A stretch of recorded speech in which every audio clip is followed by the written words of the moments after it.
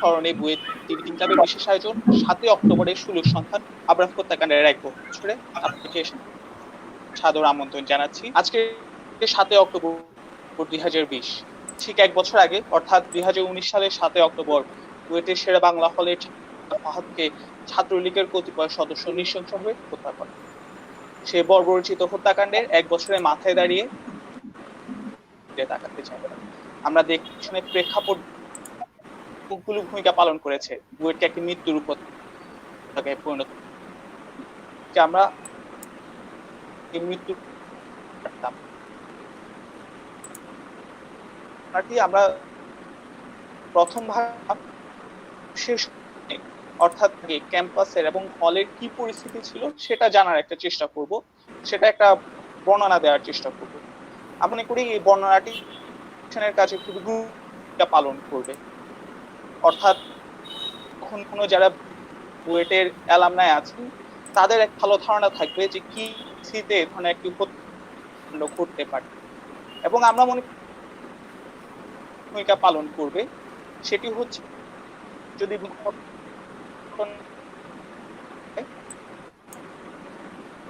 সতর্ক বার্তা হিসেবে আমরা যদি হত্যাকাণ্ডের আগে যেসব ঘটনা, সে ঘটনা হচ্ছে অবিচারে আবার যে চর্চাটি হচ্ছে এটি আবার পুনরাবৃত্তি হচ্ছে, তাহলে আমরা তখন বুঝতে পারবো যে শেষ পরিণতি কি হতে পারে এবার আমরা জানি। তো প্রথম থেকে আমরা সতর্ক করতে পারবো।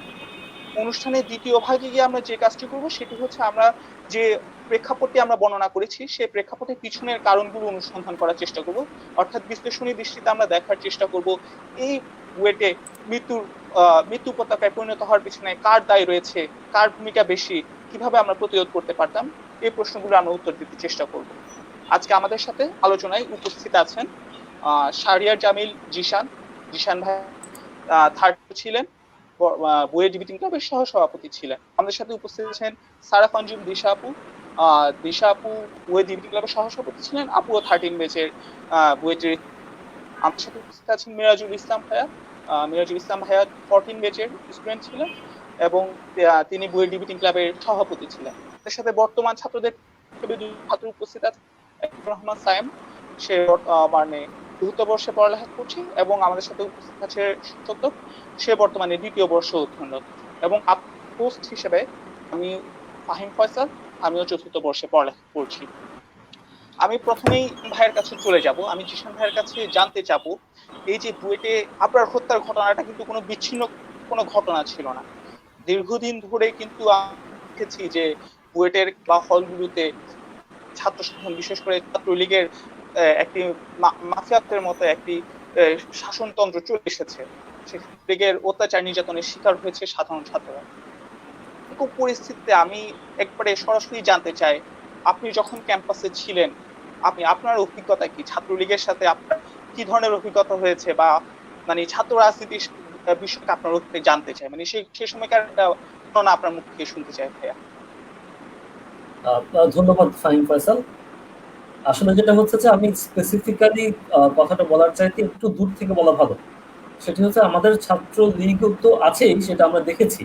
তার আগে ছাত্র দল বলি বা যেই ছাত্র রাজনৈতিক সংগঠনই এখানে ছিল না কেন, তারা আমরা দেখতে পেয়েছি যখনই তাদের কাছে ক্ষমতা যায় সেই ক্ষমতার এক ধরনের অপব্যবহার তারা করে থাকে, এবং সেখান থেকে ক্রমান্বয়ে সেই অপব্যবহারের যে পরিধি সেটি বাড়তে থাকে, এবং বাড়তে বাড়তে একটা পর্যায়ে এসে আমরা আবরারের হত্যাকাণ্ডের মধ্যে ঘটনা দেখতে পাই। তোমার প্রশ্নের যদি ডিরেক্ট উত্তর দেই যে আমার সাথে ছাত্রলীগের বা ছাত্র রাজনীতি যারা করেছে তাদের সাথে কেমন ধরনের কথোপকথন কিংবা কেমন ধরনের ইন্টারাকশন হয়েছে, সেটা যদি পরিষ্কার করে বলতে চাই, প্রথমত বুয়েটে ইন ক্যাম্পাস ছাত্র রাজনীতি বোঝাটা একটু মুশকিল এবং জটিল, এবং তারা যে অনেক বেশি ইন্টারাকশন করে পরস্পরের সাথে বা অন্যান্য স্টুডেন্টদের সাথে, এবং সেটা যে অনেক বেশি নেগেটিভলি করে এটা বলাটাও খুব বেশি টাফ। রাদার মূলত আমরা দেখেছি যে বুয়েটে হলের ভিতরে যারা থাকে, হলে যারা ছিলেন, সেখানে ছাত্র রাজনীতি যারা করতেন তাদের নেতৃস্থানীয় কিংবা কর্মীস্থানীয় যারাই ছিল না কেন, তাদের এক ধরনের রাজত্ব দেখা গিয়েছে, এবং সে রাজত্বগুলো বিস্তৃত হতে হতে আসলে অনেক দূর গিয়েছে। সেটা শুধু র্যাক পর্যন্ত থেমে থাকেনি, সেটি অন্য স্টুডেন্টদেরকে বা ভিন্ন মতাবলম্বী যারা আছে তাদেরকে নানানভাবে নৃশংসতা প্রদর্শন করার মাধ্যমে, ভয় ভীতি প্রদর্শনের মাধ্যমে তাদেরকে চুপ করে রাখা। দ্বিতীয়ত হচ্ছে বুয়েটের ইন ক্যাম্পাস, আমরা যখন বুয়েটে পড়ি আমাদের সমসাময়িক অনেকগুলো আন্দোলন হয়, ছাত্র আন্দোলন হতে শুরু করে সড়ক আন্দোলন, নানান আন্দোলন হয়, কোটা বিরোধী আন্দোলন হতে শুরু করে অনেকগুলো আন্দোলন আমরা দেখি, এবং সেই আন্দোলনগুলোতে সাধারণ ছাত্ররা স্বতঃস্ফূর্তভাবে অংশগ্রহণ করার যে প্রচেষ্টা চালায়, সেই ক্ষেত্রে আমরা দেখেছি যে কিভাবে ছাত্রলীগ তাদের ক্ষমতা দ্বারা সেখানে বাধা প্রদান করার চেষ্টা করে। ব্যাপারটা আমরা ছাত্রলীগের সময় ছিলাম বলে হয়তো আমরা ছাত্রলীগ বলছি, বাট ওভারঅল আমাদের কাছে মনে হয়েছে যে ছাত্র রাজনীতি যারাই করেছে, যে সময়ই করেছে, তাদের সাথে আসলে যে ইন্টারাকশন অন্যান্য ছাত্রদের, সেটি যে খুব শোভনীয় ছিল বা খুব ভালো ছিল সেটি কখনোই না। এটা কারণ বিশ্লেষণ করতে গেলে তো আসলে আমাদের পুরো যে শরীর সেটি পুরোটাই কারণ বিশ্লেষণ নির্ভর হবে। বাট এছাড়া আমরা যেটি বলতে পারি সেটি হচ্ছে বিভিন্ন ধরনের সংগঠন, বিভিন্ন ধরনের ক্লাব, এক্সট্রা কারিকুলার অ্যাক্টিভিটিস হতে শুরু করে হলের ভিতরকার পরিবেশ, ক্যাম্পাসের অভ্যন্তরীণ পরিবেশ, প্রত্যেকটি ক্ষেত্রে তারা এক ধরনের ভয় ভীতিমূলক যে পরিস্থিতি সেটি তৈরির চেষ্টা করেছে। আমরা ক্যাম্পাসে এসে দেখেছি বুয়েটে উইদিন ক্যাম্পাস যারা থাকেন, যারা শুধুমাত্র ক্যাম্পাসে চলাফেরা করেন কিন্তু হলের ভিতরে যান না, তারা এই এক্সপেরিয়েন্সটা প্রপারলি আমার মনে হয় না ব্যাখ্যা করতে পারবেন। আমার কাছে মনে হয়, আমি আমার কথা না বাড়িয়ে, যারা বেশি ফেস করেছে, স্পেশালি যারা হলে ছিলেন, তাদের বক্তব্য শোনাটা অনেক বেশি যৌক্তিক গিয়ে যাবে। ফাইন ফাসল।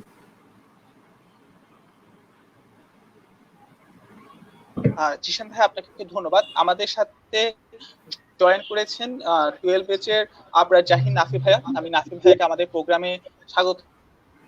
ভাই, আপনাকে আমি প্রশ্ন করতে চাই, সেটা প্যানেলিস্ট যারা আছি সবচেয়ে বেশি সিনিয়র, প্রথম ক্যাম্পাসে আসলে ছাত্রটা কেমন?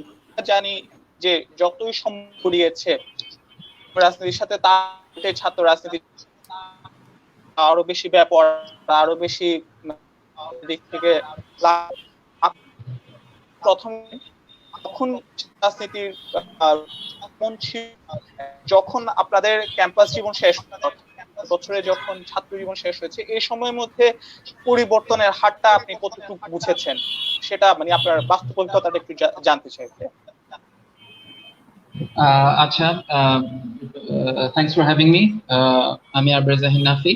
তো একটু আগে একজন বলে গেলেন কিছু কথা, যে তার অনেক কথার সাথে আমি সহমত পোষণ করছি। আমি তার কথা শেষ দিকে কিছু অংশ শুনতে পেয়েছি, যে যারা হলে থাকেননি তারা হয়তো এই জিনিসগুলা সেভাবে এক্সপিরিয়েন্স করতে পারেনি। আমিও কখনো হলে থাকিনি, এই জন্য জিনিসগুলো আমি এক্সপিরিয়েন্স করা শুরু করছি তখন থেকে বেশি, যখন ক্যাম্পাসের বিভিন্ন অ্যাক্টিভিটির সাথে আমার সঙ্গতটা বেড়ে গিয়েছিল। বিশেষ করে আমি যখন ক্লাবের আমাদের সেন্ট্রাল কালচারাল ক্লাব মুছনের ভাইস প্রেসিডেন্ট হয়ে, তখন বিভিন্ন প্রোগ্রামে আমার সরাসরি সম্পৃক্ততা চলে আসার কারণে এই ধরনের মানুষগুলোর সাথে আমাকে অনেক বেশি ডিলিংসে যাওয়া লাগতো আর কি। তো এই অনেকে একটা কমন কথা বলেন যে আমার সময় বইটা এরকম ছিল না বা এরকম কিছু একটা। হ্যাঁ, এটা হয়তো একেবারে উড়িয়ে দেওয়ার মতো কোনো বক্তব্য না, কারণ অনেক ক্ষেত্রেই হয়তো দেখা যায় যে জিনিসগুলো হলেই বেশি প্রকট ভাবে দেখা দেয় এবং ক্যাম্পাসে জিনিসটা অতটা আসে না।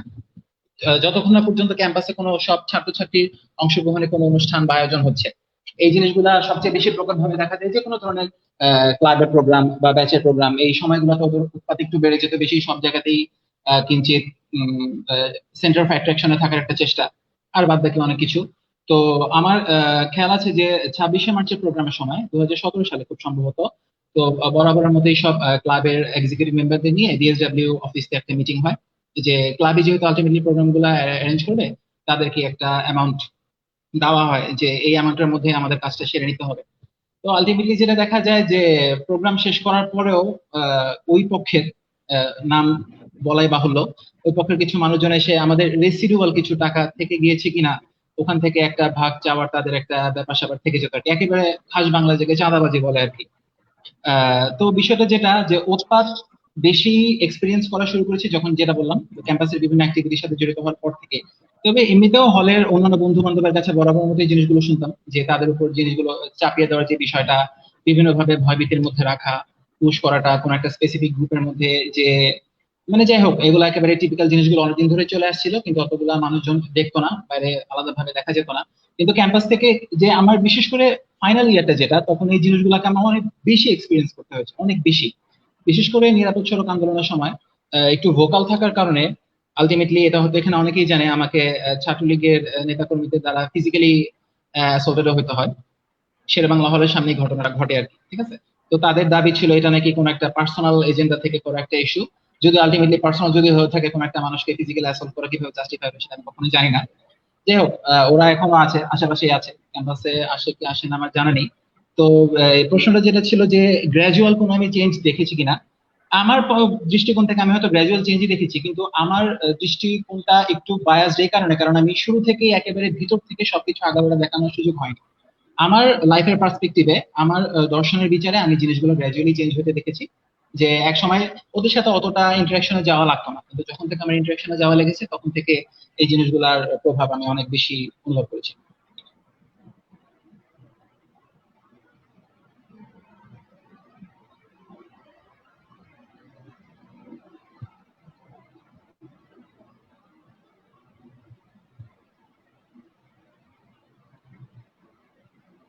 Yes, I'm done for now. Hello, hello.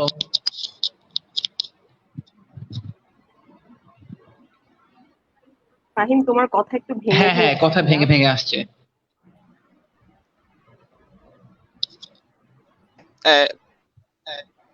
আহ, দিশাপু, পরে প্রশ্নটা আমি আপনাকে করতে চাই, সেটি হচ্ছে নাফি ভাইয়ার কথা সূত্র ধরেই জিজ্ঞেস করতে চাই। নাফি ভাইয়া নিরাপদ সড়ক আন্দোলনের কথা বলেছিলেন, তো কোটা আন্দোলন সে সময়ে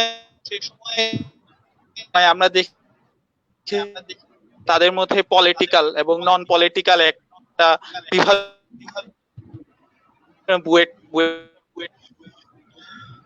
যে ফোরাম তো হয়ে গিয়েছিল। আমি আপনার কাছ থেকে জানতে চাই যে 13 বেচে নন পলিটিক্যাল হিসেবে সে সময়ের একটা বিবরণ বা সে সময়ের একটা বর্ণনা জানতে চাই আপনার কাছ থেকে।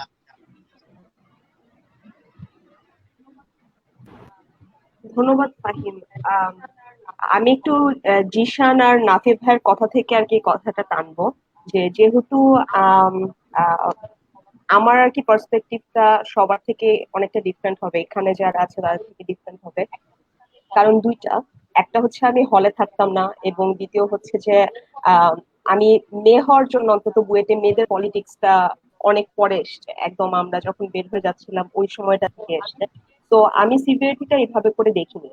কিন্তু যেটা বুঝতাম যে আমরা যখন ক্যাম্পাসের ভিতরে কোনো প্রোগ্রাম অ্যারেঞ্জ করতে যেতাম, সেটা একটা ন্যাশনাল আন্দোলনের সাথে, একটা মুভমেন্টের সাথে আমাদের কোলাবোরেশন হোক, আর কোনো ক্যাম্পাসের প্রোগ্রাম, সেই ক্ষেত্রগুলোতে দেখা যেত যে পলিটিক্যাল এবং নন পলিটিক্যালদের মধ্যে একটা পাওয়ার ইমব্যালেন্সের ব্যাপার চলে আসতো। পলিটিক্যাল কোন সবাই এসে দেখা যেত যে আহ, মানে পুরো আন্দোলনটা হয়ে যাবে একটা এজেন্ডা বেস, তখন এটা ন্যাশনাল আন্দোলনের দিকে চলে যাবে। যে আমরা যখন হচ্ছে বুয়েটের নিজস্বতা একটা বজায় রাখার জন্য, যখন কোটা আন্দোলনের সময় এসেছে, ওই সময়টাতে বুয়েটের নিজস্বতা বজায় রাখার জন্য আমাদের নিজেদের কিছুটা ভয়েস থাকবে সেখানে।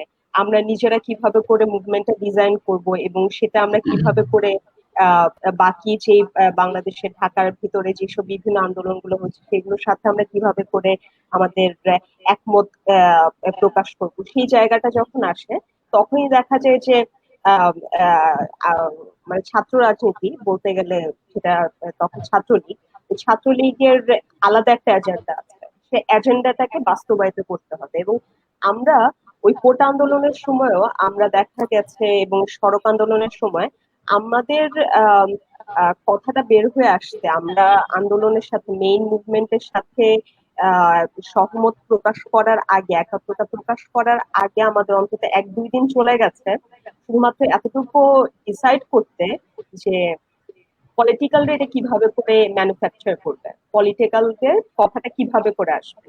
এবং সেইখান থেকে দেখা যায় আমাদের নন পলিটিক্যাল, আমাদের ব্যাচে আমাদের নন পলিটিক্যাল কিছু চেহারা, কিছু মুখ অনেক বেশি ছিল, যার জন্য আমরা আমাদের ভয়েসটাকে ওখানে সামনে নিয়ে যেতে পেরেছি। যেমন এখানে আমাদের সাথে আছে জিশান, আমরা অনেক বেশি ভোকাল ছিল নন পলিটিক্যাল। তো নন পলিটিক্যালদের সাথে আসলে তখন পলিটিক্যালরা অনেক বেশি আমাদের মধ্যে ক্ল্যাশ হয়ে গেছে, যে মানে তোরা আন্দোলনটা এইভাবে না এইভাবে করে নিয়ে আসবি, আমরা দেখা যাচ্ছে ঢাকা ভার্সিটির ছাত্রলীগ এভাবে করে বের করতেছে, তো আমরা ওদের মতো করে কথা বলবো। আমরা আমাদের যেই ব্যানারটা থাকবে, ব্যানারটাতে আমরা অন্যভাবে নিয়ে আসবো, কথাগুলো এইভাবে করে সাজাবো, টোন ডাউন হবে যেন গভর্নমেন্ট এখানে কোনো কিছু না বলে। কিন্তু আমাদের আন্দোলনটা তো আমাদের কাছে ছিল, আমরা তো কোনো পলিটিক্যাল আন্দোলন করছি না, নন পলিটিক্যাল। আমরা সাধারণ ছাত্রদের আন্দোলনের যে ভাষাটা এবং পলিটিক্যালদের আন্দোলনের ভাষাটা দুটো আলাদা। তো এখানে একটা পাওয়ার স্ট্রাকচারের একটা ইমব্যালেন্স চলে আসে, এবং সেটা আসলে আমাদের সামনে থেকে আমরা সবসময় দেখে আসছি। আমরা যখন বুয়েটে মানে আমরা বুয়েটে থাকা অবস্থাতে আমরা বিভিন্ন কয়েকটা বিচ্ছিন্ন ঘটনা জেনেছি যে র্যাগিং হচ্ছে, এবং র্যাগিং এর নামে আসলে সেটা র্যাগ ছিল না, সেটা র্যাগিং এর নামে হয়ে আসতো বিভিন্ন পলিটিক্যালদের বিভিন্ন রুমে রুমে একটা টর্চার সেল টাইপ করে কথা বলা হতো। এরকম ভাবে আমরা জানতাম যে আমাদের বন্ধু বান্ধবরা মার খাচ্ছে, আমি জানতাম যে আমার অনেক বন্ধুরা আছে যারা ফিজিক্যালি অ্যাসল্টেড হচ্ছে, কারণ তারা আসলে ফিজিক্যালি এটা র্যাগিং না, বলছে যে এটা র্যাগিং, কিন্তু এটা র্যাগিং এর নামে আসলে এখানে পলিটিক্যালদের একটা পাওয়ার দেখানোর জায়গাটা। তো ওই জিনিসটা আমি পার্সোনালি হয়তো বা ফিল করিনি, কিন্তু আমি আমার খুব কাছে খুব ক্লোজ কিছু মানুষজনকে আমি সেটা ফিল করতে দেখেছি। এবং এই জিনিসটা আজকে আবরারের ব্যাপারটা, এটা মানে অনেকদিন ধরেই হয়ে আসছিল, কিছু টুকরো টুকরো ঘটনা হয়ে আসার ফলে আজকে আমরা এইখানে একটা আলোচনার মধ্যে চলে এসেছি, আজকে এরকম একটা বড় ঘটনা ঘটে আসছে। তো এটা অবশ্যই এটা পাওয়ার ইমব্যালেন্স ছিল, এবং রাজনীতি থাকার অবস্থাতে এখন যেহেতু এটা ছাত্রলীগ বা আমাদের যেই সরকারের যখন সেই আমলটা থাকে, যখন যে সরকারের আধিপত্যটা থাকে, তখন সেই রাজনৈতিক দলগুলোই, সেই ছাত্র রাজনৈতিক দলগুলোই আসলে ভয়েসটা পেয়ে থাকে। তো এই জন্য এখন ছাত্রলীগের নামটা আসছে।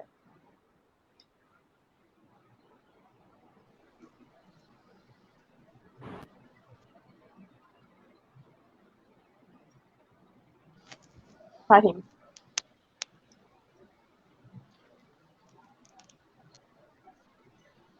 হ্যালো।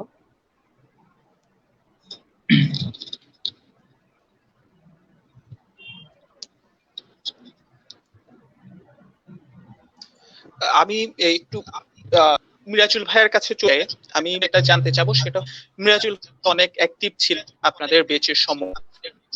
তো বেচের সময় কিন্তু খুব সিগনিফিকেন্ট ঘটনা ঘটে, সেটা হচ্ছে আমরা ওই জেনে এসে বুয়েটে যে ছাত্র রাজনীতি, সেটা আলাদা মানে একটা খাত। কিন্তু আপনাদের সময় একটা রুমার আমরা প্রথমবারের মতো যে বুয়েটের ছাত্র রাজনীতি করা একজন সেন্ট্রাল ছাত্র রাজনীতিতে খুব বড় একটা পেতে যাচ্ছে, এবং সার্বিকভাবে সে কিন্তু বুয়েটের ছাত্র রাজনীতির যে গতিপথ সেটাকে কিন্তু অনেকটুকু এফেক্ট করে। আপনি যেহেতু ক্যাম্পাসে অনেক বেশি অ্যাক্টিভ ছিলেন, ক্যাম্পাসে আপনার এক্সপেরিয়েন্সটি কেমন ছিল সেই ছাত্র রাজনীতির ক্ষেত্রে, সেটা জানতে চাই। বিশেষ এই যখন আপনার বুয়েটের একজন তাহলে এক বড় পোস্ট পাওয়ার সম্ভাবনা দেখা দিয়েছিল। অনেক ধন্যবাদ ফাহিম ফয়সাল গুরুত্বপূর্ণ প্রশ্নের জন্য। তো বুয়েট ক্যাম্পাসে আসলে যে 4 বছর ছিলাম, যে 4 বছর থাকা হয়েছিল, সে 4 বছরের মধ্যে আসলে পুরো সময়টা একরকম ছিল না। আমার মনে হয় আমাদের এই 4 বছর সময়টাকে আসলে দুইটা ফেজে ভাগ করা যায়।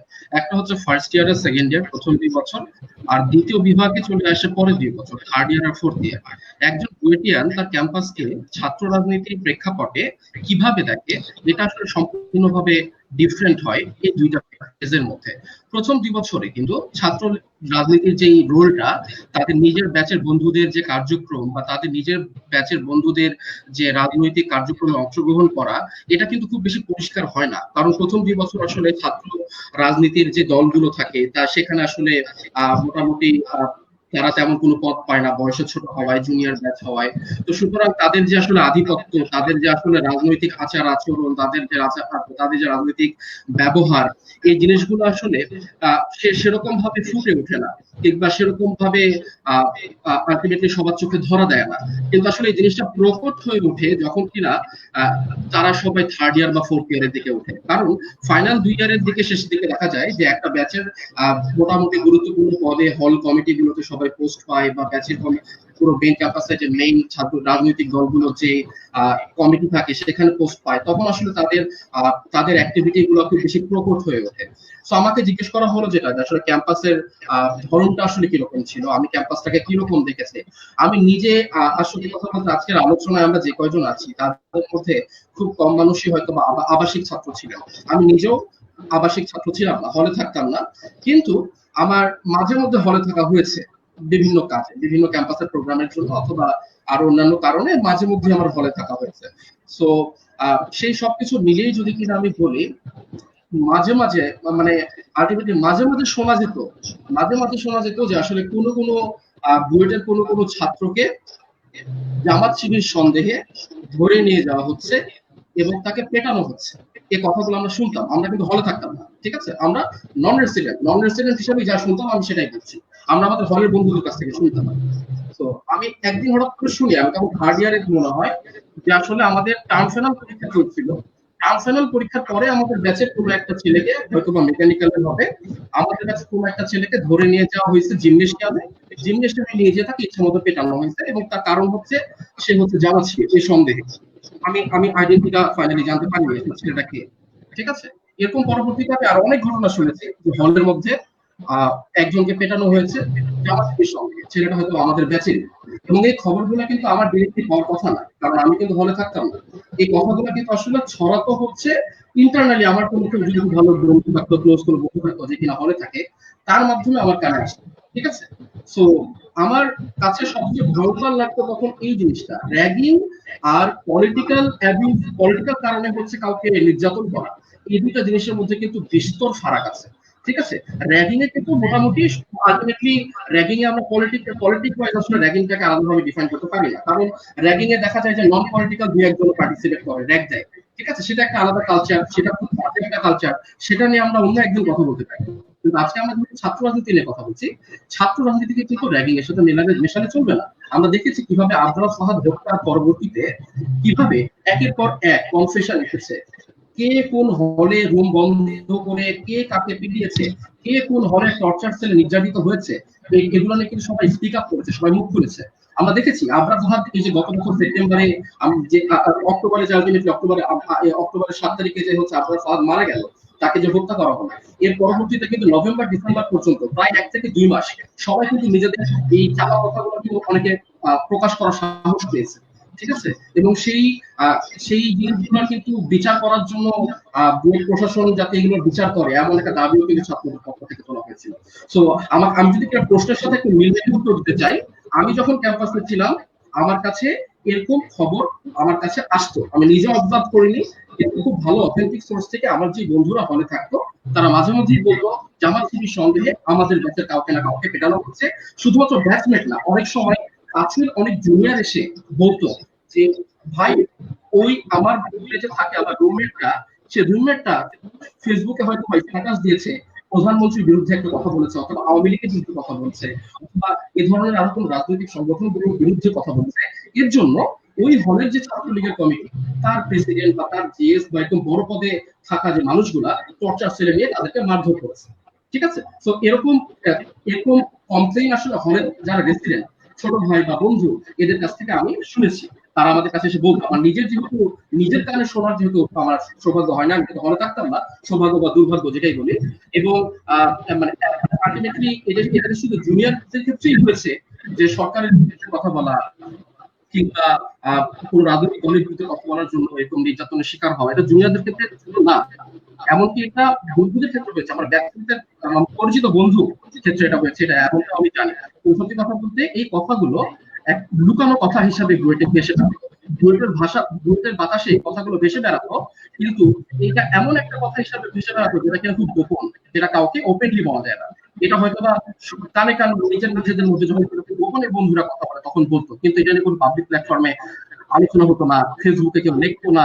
কেন লিখতো না? কারণ জানা কথা, যে বন্ধুটা মার খেয়েছে সেই বন্ধুটার মার খাওয়ার ঘটনা সেই বন্ধুটা বা অন্য কেউ যদি কিনা পাবলিকলি পোস্ট করে দেয়, পরে কিন্তু তাকে মার খেতে হবে সেই টর্চার সেলে নিয়ে যে, এই ভয়ে এই কথাগুলো কেউ পাবলিশ করতো না। তো এর জন্যই যেদিন কিনা আবরার ফাহাদকে হত্যা করা হয় গত বছর অক্টোবর 7 তারিখে, আমি সেদিন ফেসবুকে একটা স্ট্যাটাস দিয়েছিলাম। সেই স্ট্যাটাস আমি খুব ক্লিয়ারলি মেনশন করেছিলাম যে আবরার ফাহাদ হত্যার জন্য আসলে আমরা সবাই দায়ী। এই শুধুমাত্র ছাত্র রাজনীতি, ছাত্র লীগ কিংবা এই ছাত্র রাজনীতির যে অপচর্চা কিংবা বুয়েট প্রশাসন, এরা না, আমরা সবাই দায়ী। আমরা সবাই একত্রিত হয়ে আমরা সেই সাহসটা করতে পারি। আমরা সবাই কিন্তু গুজব শুনেছি, গুজব বা আমরা গোপনে শুনেছি যে এমনটা হবে, বন্ধুগুলোকে এই ধরনের অত্যাচার হওয়ার আছে, সবাই ছোটখাটো হিংসা পেয়েছে, শুনেছে, কিন্তু কেউ সাহস করে সে নিজে নির্যাতিত হওয়ার ভয়ে কেউ কিন্তু মুখ খুলে। কিন্তু যদি কিনা সবাই মিলে একসাথে মুখ খুলতে পারতো তাহলে কিন্তু এই ঘটনাগুলো ঘটতো না। তাই আমার কাছে মনে হয় সবাই আসলে দায়ী।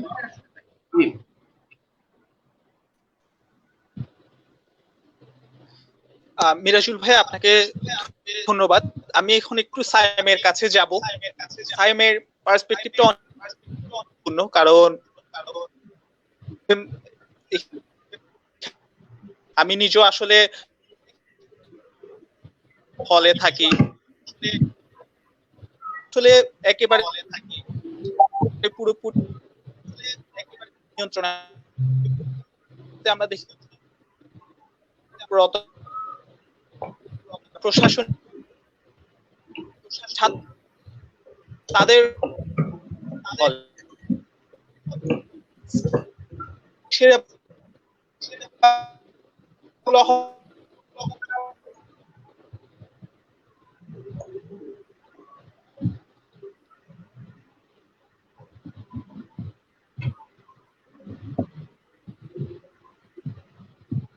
ভাই মনে হয় ডিসকানেক্টেড হয়ে গেল। আচ্ছা সাইম, কথা বলতে থাকো, মানে যেটা বলেছে ও ওই বিষয়ে কথা বলতে। আচ্ছা, আমি আসলে মিরাজুল ভাই এই টপিকে কথা শেষ করলেন, ওখান থেকে কি কয়েকটা কথা অ্যাড করতে চাই। হচ্ছে আমাদের হলে যখন এই সেমিস্টারের শুরুতে 19 ব্যাচের ওরিয়েন্টেশন হলো, তখন আমি একটা কথা বলছি যে আবরার ফাহাদ মারা গেছে। আমরা সবসময় ধরেন দেখে আসছি যে যখন ছাত্রলীগ আপনার আসছে সে ধরেন কাউকে চার্জ করতেছে, সেটা যে কারণে হোক, হয়তো মাসের প্রতি মাসে কেউ কোনো কথাবার্তা বলতেছে, স্ট্যাটাস দিচ্ছে যেটা ওদের ভালো লাগতেছে না, তখন আমরা সবাই মানে ভয় পেয়ে বলা যায় যে নিজের একটা চলে যাওয়ার একটা ব্যাপার আছে। সেই ব্যাপারটা কিরকম যে যখন আপনি কাউকে নিয়ে গেছে বা কারো ফলো করছে, তখন আমরা সবাই মিলে নিজে পাই রাখতে, এবং আমাদের মধ্যে যে ভয়, এই ভয়টা উত্তরোত্তর বাড়ছে, কিন্তু কেউ পারছে না। আমরা গিয়ে ভাবতেছি যে করবে, অপরপক্ষে স্যাররাও পরিবার আছে, বউ আছে, সাহসের ব্যাপারটা যে যত যাই বলুক, এখানে 7ই অক্টোবরের আগে হয়তো আমাদের টিচারদের হলে প্রভোস্ট স্যারদের যারা এই জিনিসগুলো এখতিয়ারে আছে, সেটা আমরা কখনোই জানতে পারবো। যেমন ধরেন ডায়ানকে যখন নিয়ে গেল নিরাপদ সড়ক আন্দোলন, তখন হচ্ছে আমাদের কয়েক ছেলে প্রতিবাদ করলো, পুলিশে ধরে নিয়ে যাচ্ছে, খুব সারা তোকে নিয়ে যেতে পারে গেলে হচ্ছে রীতিমতো কুকুরের মধ্যে পিটানো। এই যে ছেলে মেয়েগুলো শহ কিলোমিটার করে বাবা মা রেখে আসছে, হ্যাঁ, বাবা মা বাচ্চাগুলোকে যে পড়াইছে খাওয়াইছে, আদর যত্ন করে বইটা শিখাইছে, মা গিয়ে লেখাপড়া করবে, এই ছেলেগুলা কি ছাত্রলীগ শিখাইছে, চোরের মধ্যে ফেলে চোরের মধ্যে এই যে হয়েছে, তখন সেখানে ওই কালপিট কয়জন ছিল, আমরা কয়জন ছিলাম, আস্তে আস্তে এই সাহসটা ওদের মধ্যে আসলো কিভাবে? শুধু এই সাহসটাই না, যে কোনো সাহস চিন্তা করেন, যেমন মনে করেন আমি হলের খুব একটা সত্য উদাহরণ দিই, যেমন মেসিক মাসের ম্যানেজার হওয়া নিয়ে আমাদের হলে, শেরে বাংলা হলে, আমাদের হলটা তো সবচেয়ে বেশি দূষিত হল ছিল, ঠিক আছে, 12 ব্যাচের এক ব্যক্তি যে কিনা এখন খুব ভালো, খুব উন্নত মানের চাকরি করে, অনেক সুন্দর সুন্দর স্ট্যাটাস দেয় ফেসবুকে। 12 ব্যাচের আরেক ব্যক্তি যে বছরের শুরুর দিকে বিয়ে করছে, ইনারা এসে সংস্কৃতিটা শুরু করছে। তারপরে কি, তারপরে তো আমাদের হল থেকে জিএস হইলো। আস্তে আস্তে জিনিসগুলা কিরকম চিন্তা করেন, মানে এন্টাইটেলমেন্টের মতো চলে আসছে এদের মধ্যে, যে আমার ইচ্ছা আমি মেসিক মাসের ম্যানেজার হবো, পলিটিক্যাল বা অন্য কোনো ছেলে মেয়ে হবে না, আমার ইচ্ছা আমি টাকা মারবো, আমার ইচ্ছা আমি অমুকে ধরে মারবো, আমার ইচ্ছা আমি ওরে ধরে ডাকবো। এটা কমন কার্টেসি কি? ধরেন আপনি স্মোকার, কমন কার্টেসি কি? আপনি হচ্ছে যেখানে মানুষ নাই সেখানে বসে আপনি স্মোক করবেন। ওরা সব সময় ক্যান্টিনের সামনে এক দাদা বাইক ড্রাইভ করে সেখানে বসে বসে সিগারেট টানতো, সবসময় দেখতাম 15 হোক, 16 হোক, 17 থেকে 19 হোক, সবাই মাথা নিচা করে যাচ্ছে, ক্যান্টিনে মাথা নিচা করে বের হচ্ছে। এই এন্টাইটেলমেন্টটা কিন্তু মানে একদিন দুই দিনে আসে না। এই যে এই এন্টাইটেলমেন্ট যে আমি সবার চেয়ে আলফা, আমি যা খুশি করবো, আমাকে কেউ কিছু করতে পারবে না, এটা কিন্তু একদিন দুই দিনে আসে না। এই জন্য যখন আবরার ফাহাদ ফাইনালি শহীদ হইলো 7ই অক্টোবর, তার 5-6 দিন পর আমরা হলের একটা কমিউনিটি খুলে একটা স্ট্যাটাস দিছি, এবং ওই স্ট্যাটাসে আমরা একটা জিনিস লিখছিলাম যে আমরা মনে হয় বুয়েটে প্রথমবারের মতো জুনিয়র ব্যাচ গুলা 17-18 ব্যাচ গুলাকে বা ফার্স্ট ইয়ারের ব্যাচ গুলাকে করিডোরে হাসতে দেখতেছি।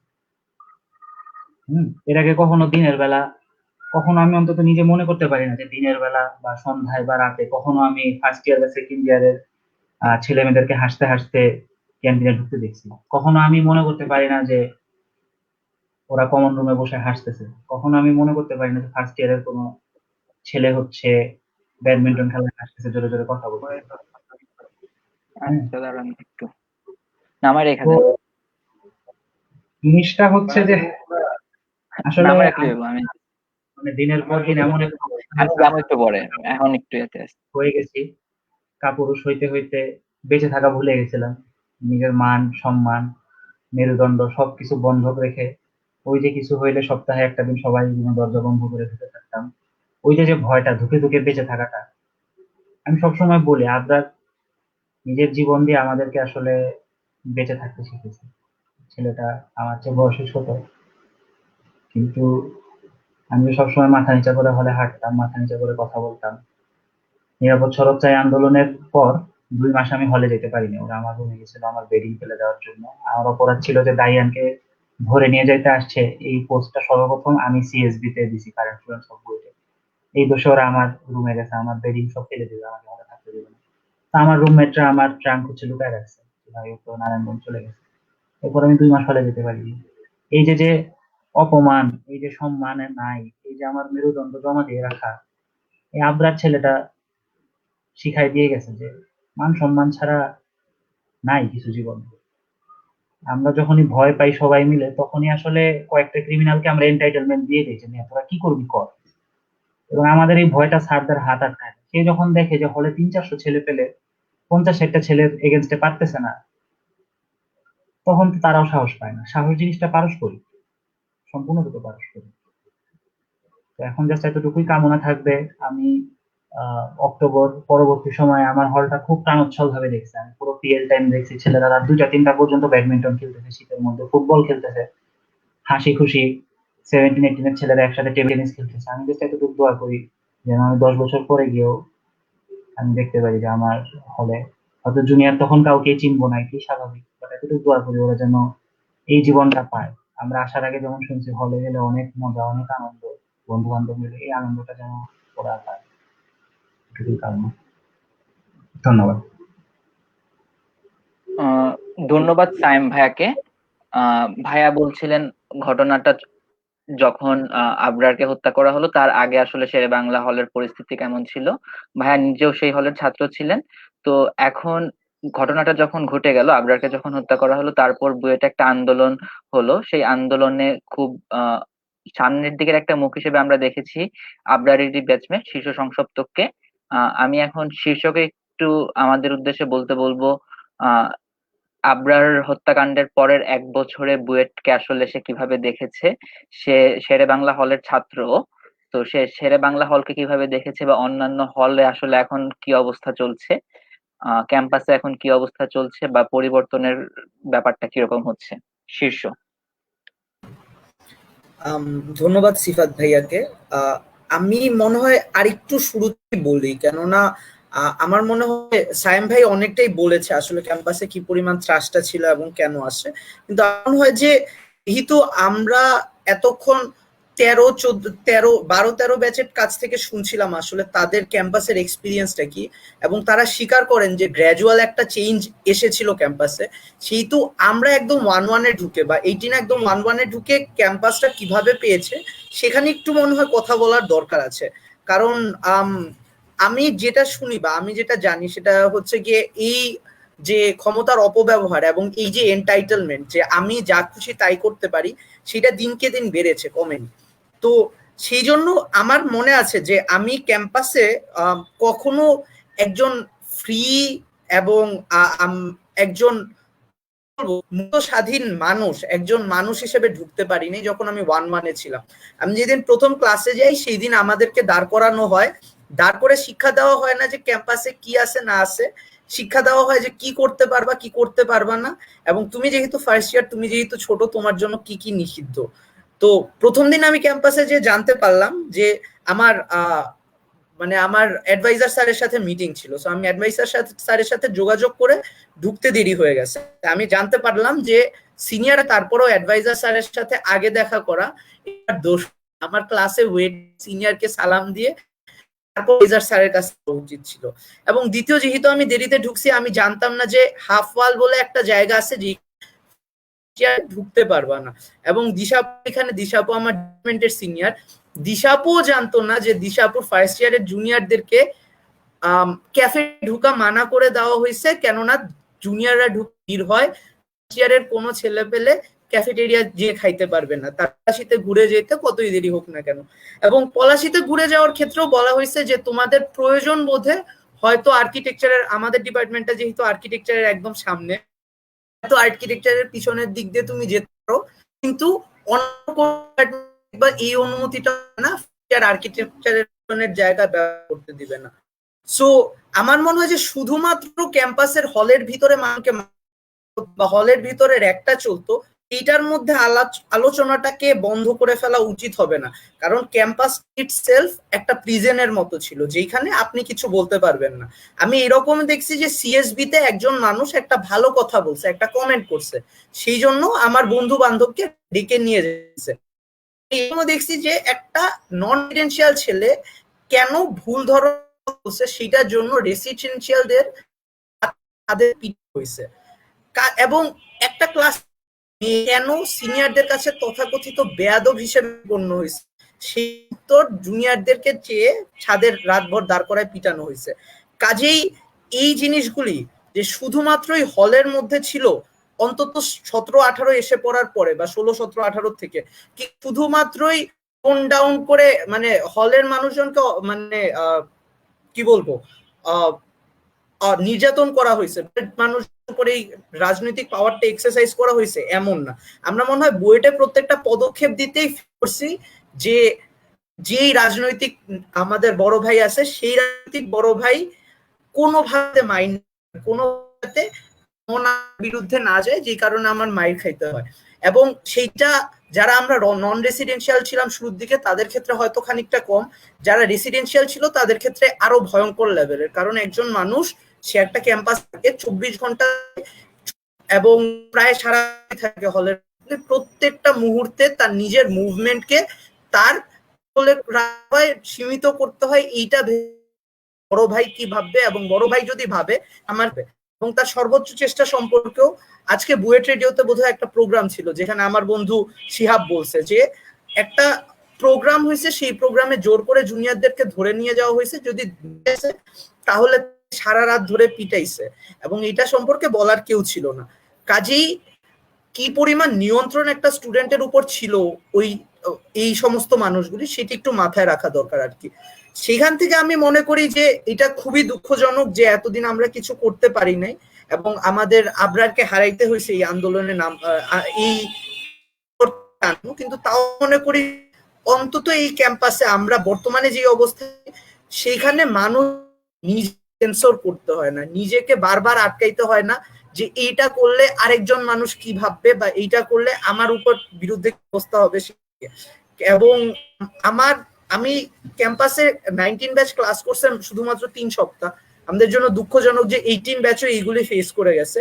আমি 19 ব্যাচ প্রথম ভর্তি হয়ে ক্যাম্পাসে ঢুকছে, আমি বলে বুঝাইতে পারবো না আমার কতটা শান্তি লাগছে, কারণ আমি দেখছি র্যান্ডম কিছু মানুষ যাদেরকে আমি চিনি না এবং যাদেরকে বোঝা যায় যারা প্রথমবার বুয়েটে ঢুকতেছে, তারা ক্যাফেটেরিয়াতে যেতে ভয় পাচ্ছে না, তারা নিজের মতো খাবারটা কিনতে পারতেছে, তারা র্যাক ওয়ালে বসতেছে এবং ক্যাম্পাসে শান্তি পাচ্ছে। এই মানুষগুলি সিনিয়র দেখলে সালামের জন্য যাচ্ছে, এবং যদি সিনিয়রকে ভুল মিস হয়ে যায় তাহলে রাতে হলে কি হবে এটা ভাবতেছে না। আমার মনে হয় এই বিশাল মানে একজন শিক্ষার্থীকে নিজের মতো বাঁচতে দেয়। সবচেয়ে গুরুত্বপূর্ণ তো নিজের মতো বাঁচা। আমার মনে হয় হয়ে গেছিল, আমরা অন্তত সেটার পথ খুলে দিতে পারছি। বাকি আর যত পরিবর্তন আনা প্রয়োজন, আমার মনে হয় আমরা যদি ইতিহাসটুকু মনে রাখি এবং আমরা যদি এই একজন মানুষ মুক্ত থাকবারটা নিশ্চিত করতে পারি, তাইলে সেইখানের থেকে বাদ বাকি সবকিছুই অর্জন করা সম্ভব আসলে। ধন্যবাদ শীর্ষকে। নেক্সট প্রশ্নটা করব নাফি ভাইয়াকে। তো এই যে ঘটনাটা হলো আবরারের সাথে, এই ঘটনার আগেও আসলে এরকম অনেকগুলো ঘটনা ঘটেছে এবং একটা ঘটনার আসলে ভিকটিম আপনিও। তো এই যে ঘটনাগুলো ঘটেছে সেই ঘটনাগুলোর কোনোটারই আসলে বিচার হয়নি, অন্তত আবরার হত্যাকাণ্ডের আগে হয়নি। তো এই যে ঘটনাগুলোর বিচার না হওয়া, বিচারহীনতার একটা সংস্কৃতি তৈরি হওয়া, এই ঘটনাটা মানে এই অবস্থাটার আসলে আবরার হত্যাকাণ্ডের পেছনে কতটুকু দায়ী? নাফি ভাই। আচ্ছা, সম্পূর্ণরূপে দায়ী। শর্ট আনসার যদি দেই, অবশ্যই সম্পূর্ণরূপে দায়ী। বিচারহীনতা আসলে যে কোনো ধরনের অন্যায়কে প্রশ্রয় দেয়, সেটা সে কোনো ক্ষমতাসীন দলের সদস্য হোক কিংবা আমজনতা হোক, যে কোনো ধরনের অন্যায়কে প্রশ্রয় দেয়। তারপর যদি কারোর উপর ক্ষমতার ছায়া থাকে, সে তো অন্যায় থেকে পার পাওয়ার সুযোগটা তার জন্য আরো বেশি থাকে। তো আমার যে ঘটনাটার প্রতি ইঙ্গিত করা হলো যে শেরেবাংলা হলের সামনে আমাকে যে মানুষজন নিয়ে অ্যাসল্ট করা হয়, তার প্রায় টু দ্যাট ইনসিডেন্ট আমি বেসিক্যালি নিরাপদ সড়ক আন্দোলন অনেক অ্যাক্টিভিটি ছিল আমার, মিছিল টিছিল নিয়ে বের হয়েছিলাম ক্যাম্পাস থেকে। তো ওই সময় থেকে আমাকে টার্গেট করা হয় যে কিভাবে আমাকে সামহাউ আমাকে একটু পিন ডাউন করা যায় আর কি, মূলত ছিল সেটাই। তো ডায়ানের যে বিষয়টা আমরা যে দেখলাম, আলটিমেটলি ডায়ানকে সাপ্রেস করে ডায়ান কিছুই করেনি, সিম্পলি একটা পোস্ট দিয়েছিল আরিপাতা গ্রুপে, যেখানে অনেক অডিয়েন্স আছে, সেরকম একটা গ্রুপে পোস্ট দেওয়ার কারণেই আলটিমেটলি ওরা যেটা করে যে একজন ভোকাল মানুষকে ওরা সাপ্রেস করার মাধ্যমে পুরো ক্যাম্পাসে একটা থমথমে ভাব ওরা নিয়ে আসতে পারছে। আমার মনে হয় যেটা ওরা ওদের কাজে সফল হয়েছে। জিমিরাজ যেটা বলতেছিল যে আসলে আমরা সবাই আমরা মোটামুটি এই বিষয়টার জন্য দায়ী, যে আমরা কেউই ভয়েস রেজ করতাম না, আমরা এতটাই ভীত ছিলাম, সন্তুষ্ট ছিলাম। কিন্তু দায়ানের মতো একজন ছেলে, সে কিন্তু ভয়েস রেজ করার চেষ্টা করেছিল, এবং একটা মাত্র ছেলের ভয়েস পিন ডাউন করার জন্য ওরা কত বড় একটা আয়োজন করে, একটা এলাহি কাণ্ড করে, একটা পুরো ক্যাম্পাস একটা ত্রাস সৃষ্টি করার মতো সিচুয়েশন তৈরি করে ফেলেছে। বহিরাগত মানুষজন এনে রীতিমতো গুন্ডা ফান্ডা এনে পুরাটা ক্যাম্পাসে একটা থমথমে ভাব। এখন আমি বলবো যে বুয়েট প্রশাসনের এখানে যে ভূমিকা খুবই মানে ডিপ্রেসিং। বুয়েট প্রশাসনের ভূমিকা এখানে অলমোস্ট শূন্যের কাছাকাছি। ওরা সিম্পলি, বুয়েট প্রশাসনের ক্ষমতা কিন্তু নেহাত কম না। বাংলাদেশ প্রকৌশল বিশ্ববিদ্যালয়ের ছাত্র কল্যাণ পরিচালক যিনি, তার ক্ষমতা কিন্তু নেহাত কম না, কিংবা যিনি আমাদের ভাইস চ্যান্সেলর, তার ক্ষমতা কিন্তু নেহাত কম না। তাদের মূল উদ্দেশ্যই হচ্ছে তার ক্যাম্পাসের ছাত্রছাত্রীদের নিরাপত্তা নিশ্চিত করা, কিন্তু তারা সেটা করতে সম্পূর্ণরূপে ব্যর্থ হয়েছেন। ছোটখাটো ঘটনা, যে আবরার মারা গিয়েছে দেখেই কিন্তু আমরা এই ধরনের ঘটনাগুলোর দিকে আমাদের অঙ্গুলি তাক করা শুরু করেছি। স্যাড টু সে, যে আবরার যদি একেবারে ওকে জানে মেরে ফেলা না হতো, এই ধরনের ঘটনা কিন্তু বইটা আরো অনেক হয়েছে। পিটিএ পুরো একেবারে অবস্থা খারাপ করে দিয়েছে, এরকম ঘটনা কিন্তু বইটা নতুন না। কিন্তু এই ছেলেটা মারা গেছে, ইটস ভেরি স্যাড। আজকে আমরা এই ঘটনাগুলোর দিকে আমরা আস্তে আস্তে পয়েন্ট আউট করতে পারতেছি, একমাত্র কারণ এটাই যে একটা ছেলে মারা গেছে, একটা ছেলেকে মারা যেতে হয়েছে, খুবই স্যাড।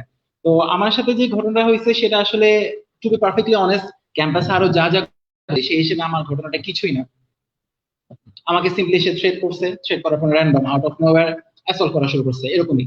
এখন বিষয়টা হচ্ছে এটা যে কেউ যদি কথাও বলতে না পারে, তোমার একটা কোনো মানুষের মতামত যদি আমার পছন্দ না হয়, তার মতামতকে আমার সাপ্রেস করার সবচেয়ে এফেক্টিভ যেটা ওয়ে আমার মনে হয়, কথা দিয়েই কথার সাথে ট্যাকল দেওয়া উচিত।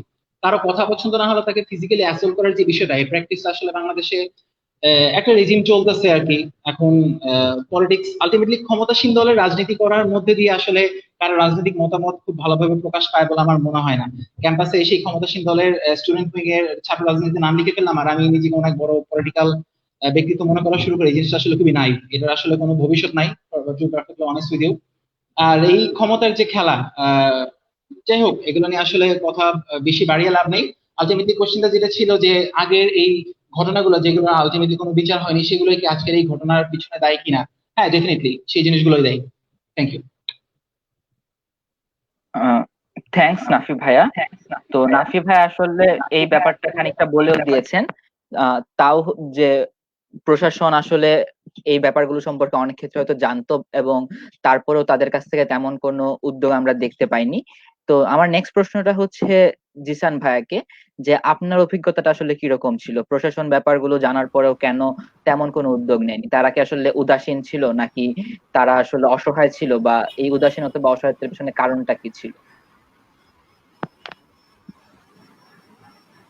এই প্রশ্নটির উত্তরটি একটু লম্বা সময় ধরে দেওয়া প্রয়োজন বলে মনে করছে, তাই একটু লম্বা সময় ধরে বলছি।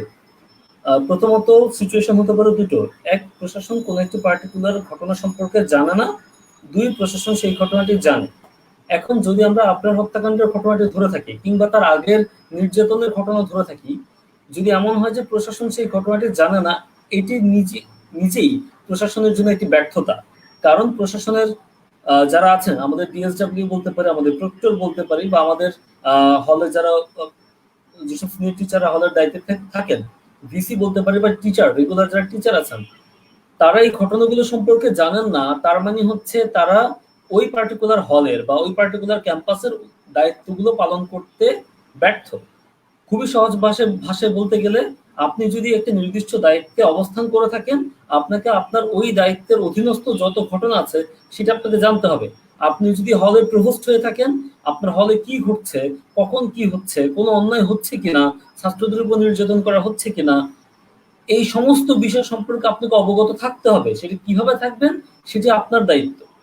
দুই, যদি ধরে নিই আপনি জানেন, সেটা আরো বড় ভুল। তার কারণ হচ্ছে আপনি জানা সত্ত্বেও এই জিনিসগুলোর ব্যবস্থা নেননি। আপনার হত্যাকাণ্ডের যে দায় সেটি শুধুমাত্র সেই সময়কার বা সমকালীন প্রভোস্ট কিংবা ভিসি কিংবা ডিএসডব্লিউ তাদের উপর বর্তায় না। এটি অনেক বছর ধরে চলে আসা যে সংস্কৃতির চর্চা, যে আগ্রাসী সংস্কৃতির চর্চা, ভয় ভীতি প্রদর্শনের সংস্কৃতির চর্চা, তারই একটি বহিঃপ্রকাশ বা তারই একটি ফলাফল বলতে পারি। এবং এই ফলাফলের জন্য তার আগের বছরগুলোতে যারা প্রভোস্ট ছিলেন, যারা ভিসি ছিলেন, যারা ডিএসডব্লিউ ছিলেন, প্রত্যেকেই সমভাবে দায়ী। আপনি যদি শুরুতেই প্রশ্রয়টা না দিতেন, তাহলে আজকে রেগুলার সাধারণ র্যাগিংকে আপনি প্রশ্রয় দিয়েছেন বলেই সেটি পরবর্তীতে থাপ্পড় পর্যন্ত গিয়েছে। সেটিকে প্রশ্রয় দিয়েছেন বলে সেটি স্টাম্প দিয়ে বাড়ি দেওয়া পর্যন্ত গিয়েছে। সেটিকে প্রশ্রয় দিয়েছেন বলেই পরবর্তীতে একটা ভয়াবহ রকম অ্যাসল্ট পর্যন্ত গিয়েছে। এবং এভাবে প্রশ্রয় দিতে দিতে দিতে দিতে একটা সময় আপনি আপনার মতো ছেলেকে মৃত্যু মুখে ঠেলে দিয়েছেন, এবং এর দায়ভারটা কখনোই প্রশাসন এড়াতে পারে না। দ্বিতীয়ত, প্রশাসনের যে তড়িৎ ব্যবস্থা নেওয়ার কথা, আপনার ইনস্টিটিউশনের যদি একজন ছাত্রকে হত্যা করা হয়, আপনার তো তড়িৎ সেই ব্যবস্থা গ্রহণ করার কথা, কিভাবে তাকে ন্যায় বিচার দেওয়া যায়। আপনার তড়িৎ হচ্ছে কিভাবে তাকে ক্ষতিপূরণ দেওয়া যায় তার ব্যবস্থা নেওয়ার কথা। আমাদের প্রশাসন সেই ব্যবস্থাটিও কিন্তু নেয়নি, এখনো পর্যন্ত ক্ষতিপূরণের প্রপারলি আপনাদের পরিবারের কাছে পৌঁছায়নি।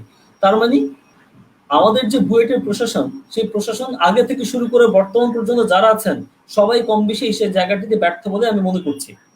এর পরবর্তী প্রশ্ন হচ্ছে যে প্রশাসন আসলে যদি জেনে থাকে, তাহলে কেন এই বিষয়গুলোতে পদক্ষেপ নেয়নি? এর পেছনে কি কারণ ছিল? এর পেছনে কারণটাকে ব্যাখ্যা করা যায় হচ্ছে দুই ভাবে। প্রথমত হচ্ছে, এক, প্রশাসন যথেষ্ট ইনকম্পিটেন্ট এবং এই প্রশাসনের যোগ্যতা নাই এই ধরনের ইনস্টিটিউশন গুলোকে রান করার।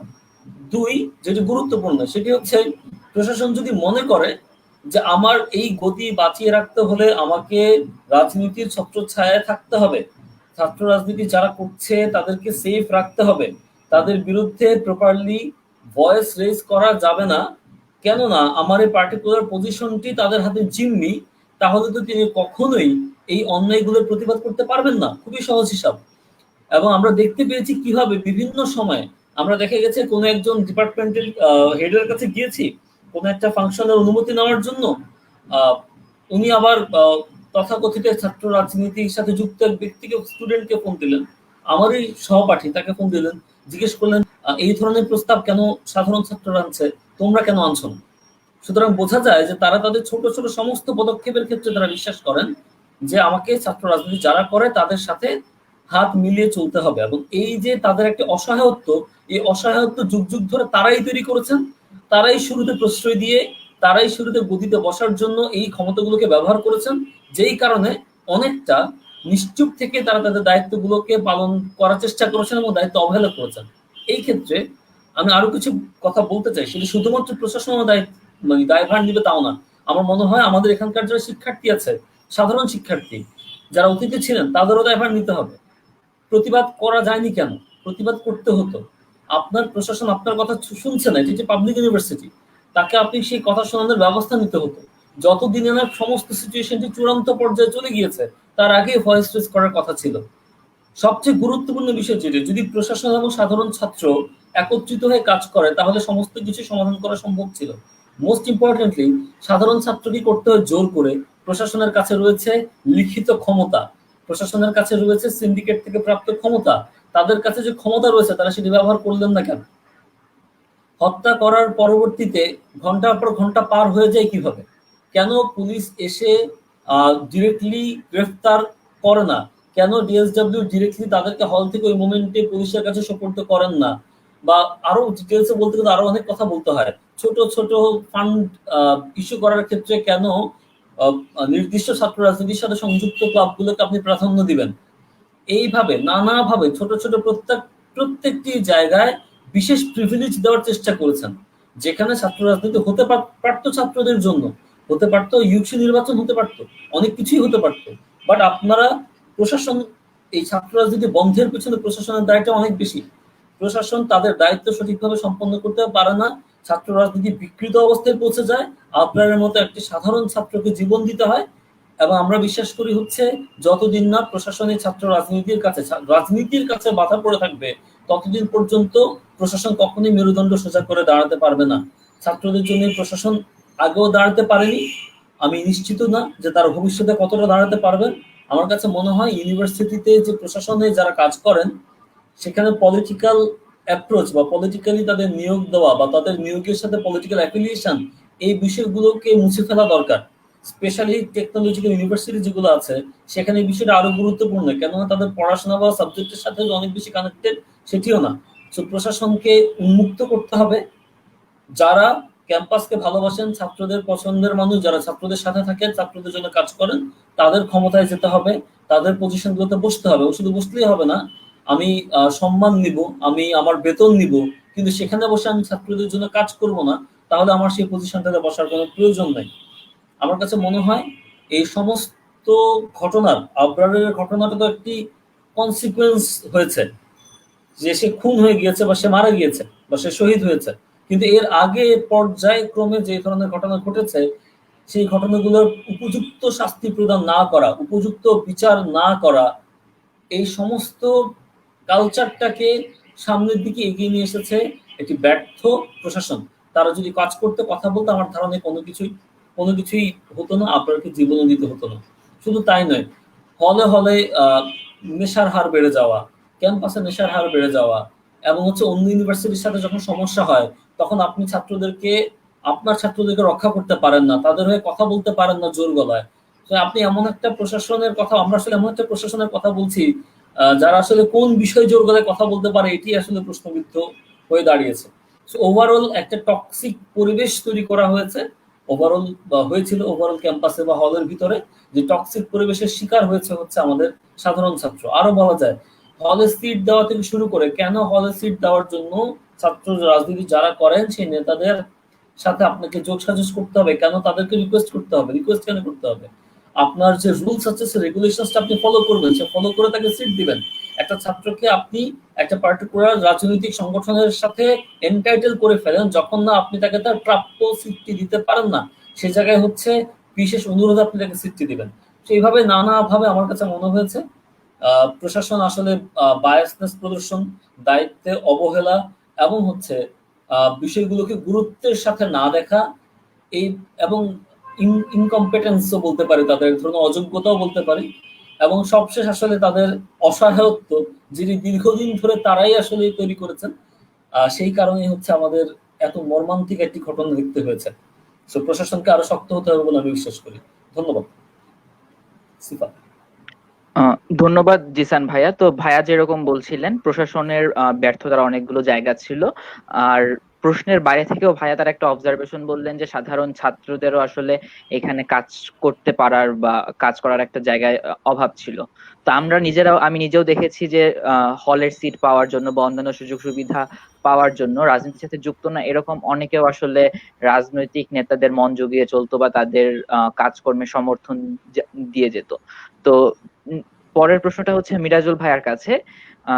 এরকম যে ছাত্ররা প্রশাসনের মতো নির্বিকার ছিল, এখানে আসলে প্রশাসনের সাথে সাথে ছাত্রদের দায় আসলে কতটুকু বা তাদের মধ্যে কম্পারিজনটা কিরকম, এক? আর দ্বিতীয় প্রশ্ন হচ্ছে ছাত্র রাজনীতি নিষিদ্ধের সময় এরকম একটা কনসার্ন আসলে অনেকে জানিয়েছিলেন যে ছাত্র রাজনীতি যদি নিষিদ্ধ করা হয়ে যায় তাহলে ছাত্ররা একতাবদ্ধ হতে পারবে না নিজেদের দাবি আদায়ের জন্য, অথবা ছাত্ররা আসলে বাস্তব পরিস্থিতি থেকে অনেকটা দূরে সরে যাবে এবং ক্যাম্পাসে উগ্রবাদী ধর্মীয় বা অন্য কোনো ধরনের উগ্রবাদী শক্তির আসলে উত্থান ঘটবে। তো মিরাজুল ভাইয়ের কাছে এটাও প্রশ্ন যে এ ধরনের কোনো কিছুর উত্থান ঘটেছে বলে তার কাছে মনে হয় কিনা, আর তার জায়গা থেকে এখন তিনি নিজেও এখন আরেকটা বিশ্ববিদ্যালয়ে শিক্ষক হিসেবে কাজ করছেন। তো তার আসলে কি মনে হয় যে কিভাবে আমাদের এই ধরনের একটা উগ্রবাদী শক্তির উত্থান মোকাবেলা করা উচিত? মিরাজুল ভাইয়া।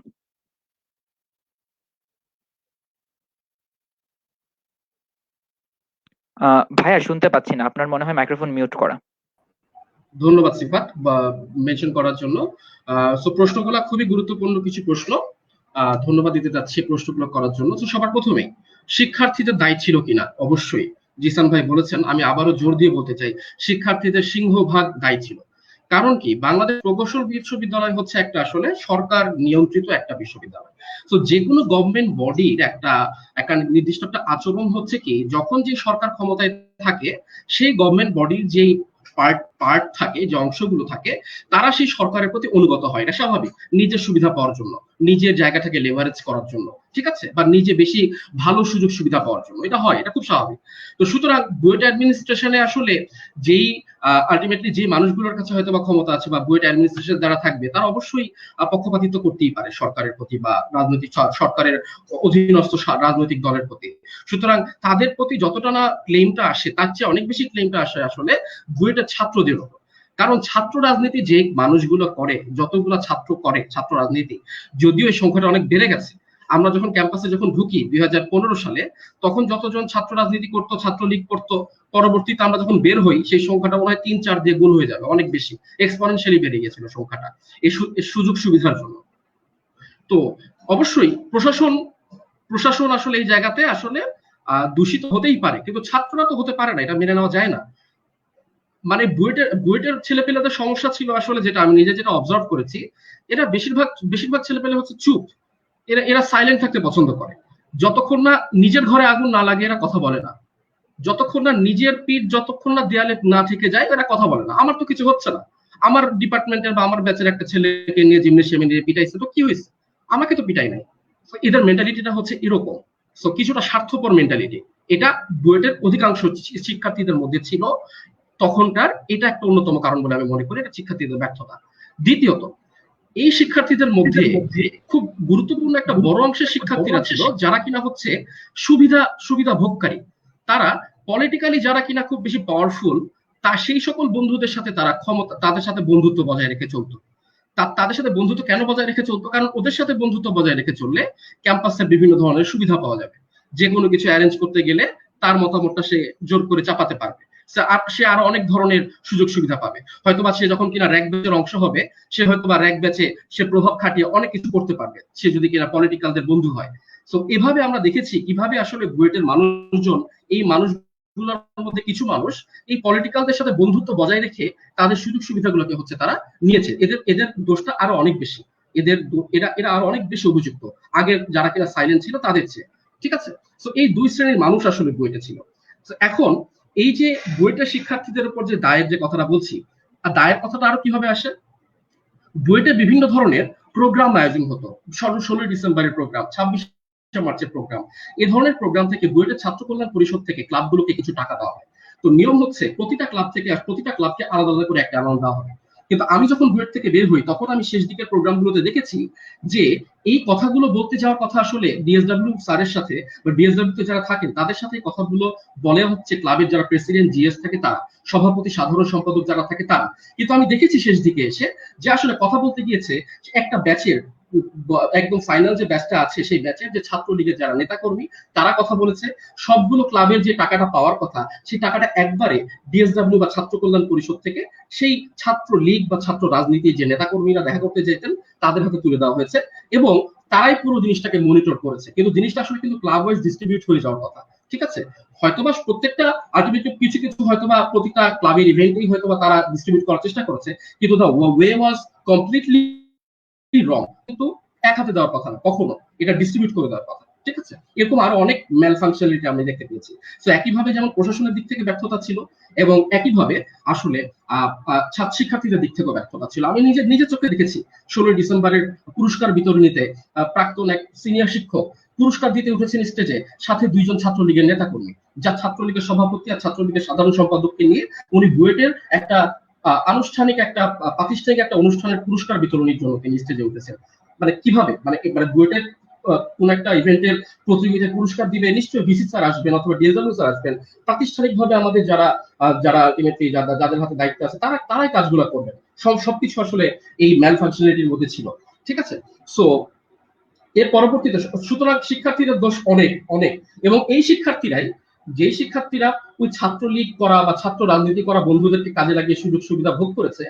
মজার ব্যাপার হলো এই আবরার হত্যার জন্য যখন কিনা ওরা আসামি বনে গেল, ওই ছাত্রলীগের ক্ষমতাধারী কয়েকজন যখন কিনা আসামি লিস্টে না চলে আসলো, তখন দেখা গেল এই মানুষগুলাই আবার চেহারা পাল্টে ফেললো, গিরগিটির রং যেরকম পরিবর্তন হয় তারা রং পরিবর্তন করে ফেললো, এবং তারা এতদিন তারা যেই লোকগুলো ছাত্রলীগের যে সকল বন্ধুদের চামচামি করতো সেই বন্ধুদের নামে এখন তারা ধিক্কার দেওয়া শুরু করলো, তারা ফেসবুকে স্ট্যাটাস দেওয়া শুরু করলো যে কি খারাপ, এরা কি খারাপ, এরা হত্যা করে, এরা এরা এরা নির্যাতন করে, এরা এরা হলে হলে র্যাগ দেয়।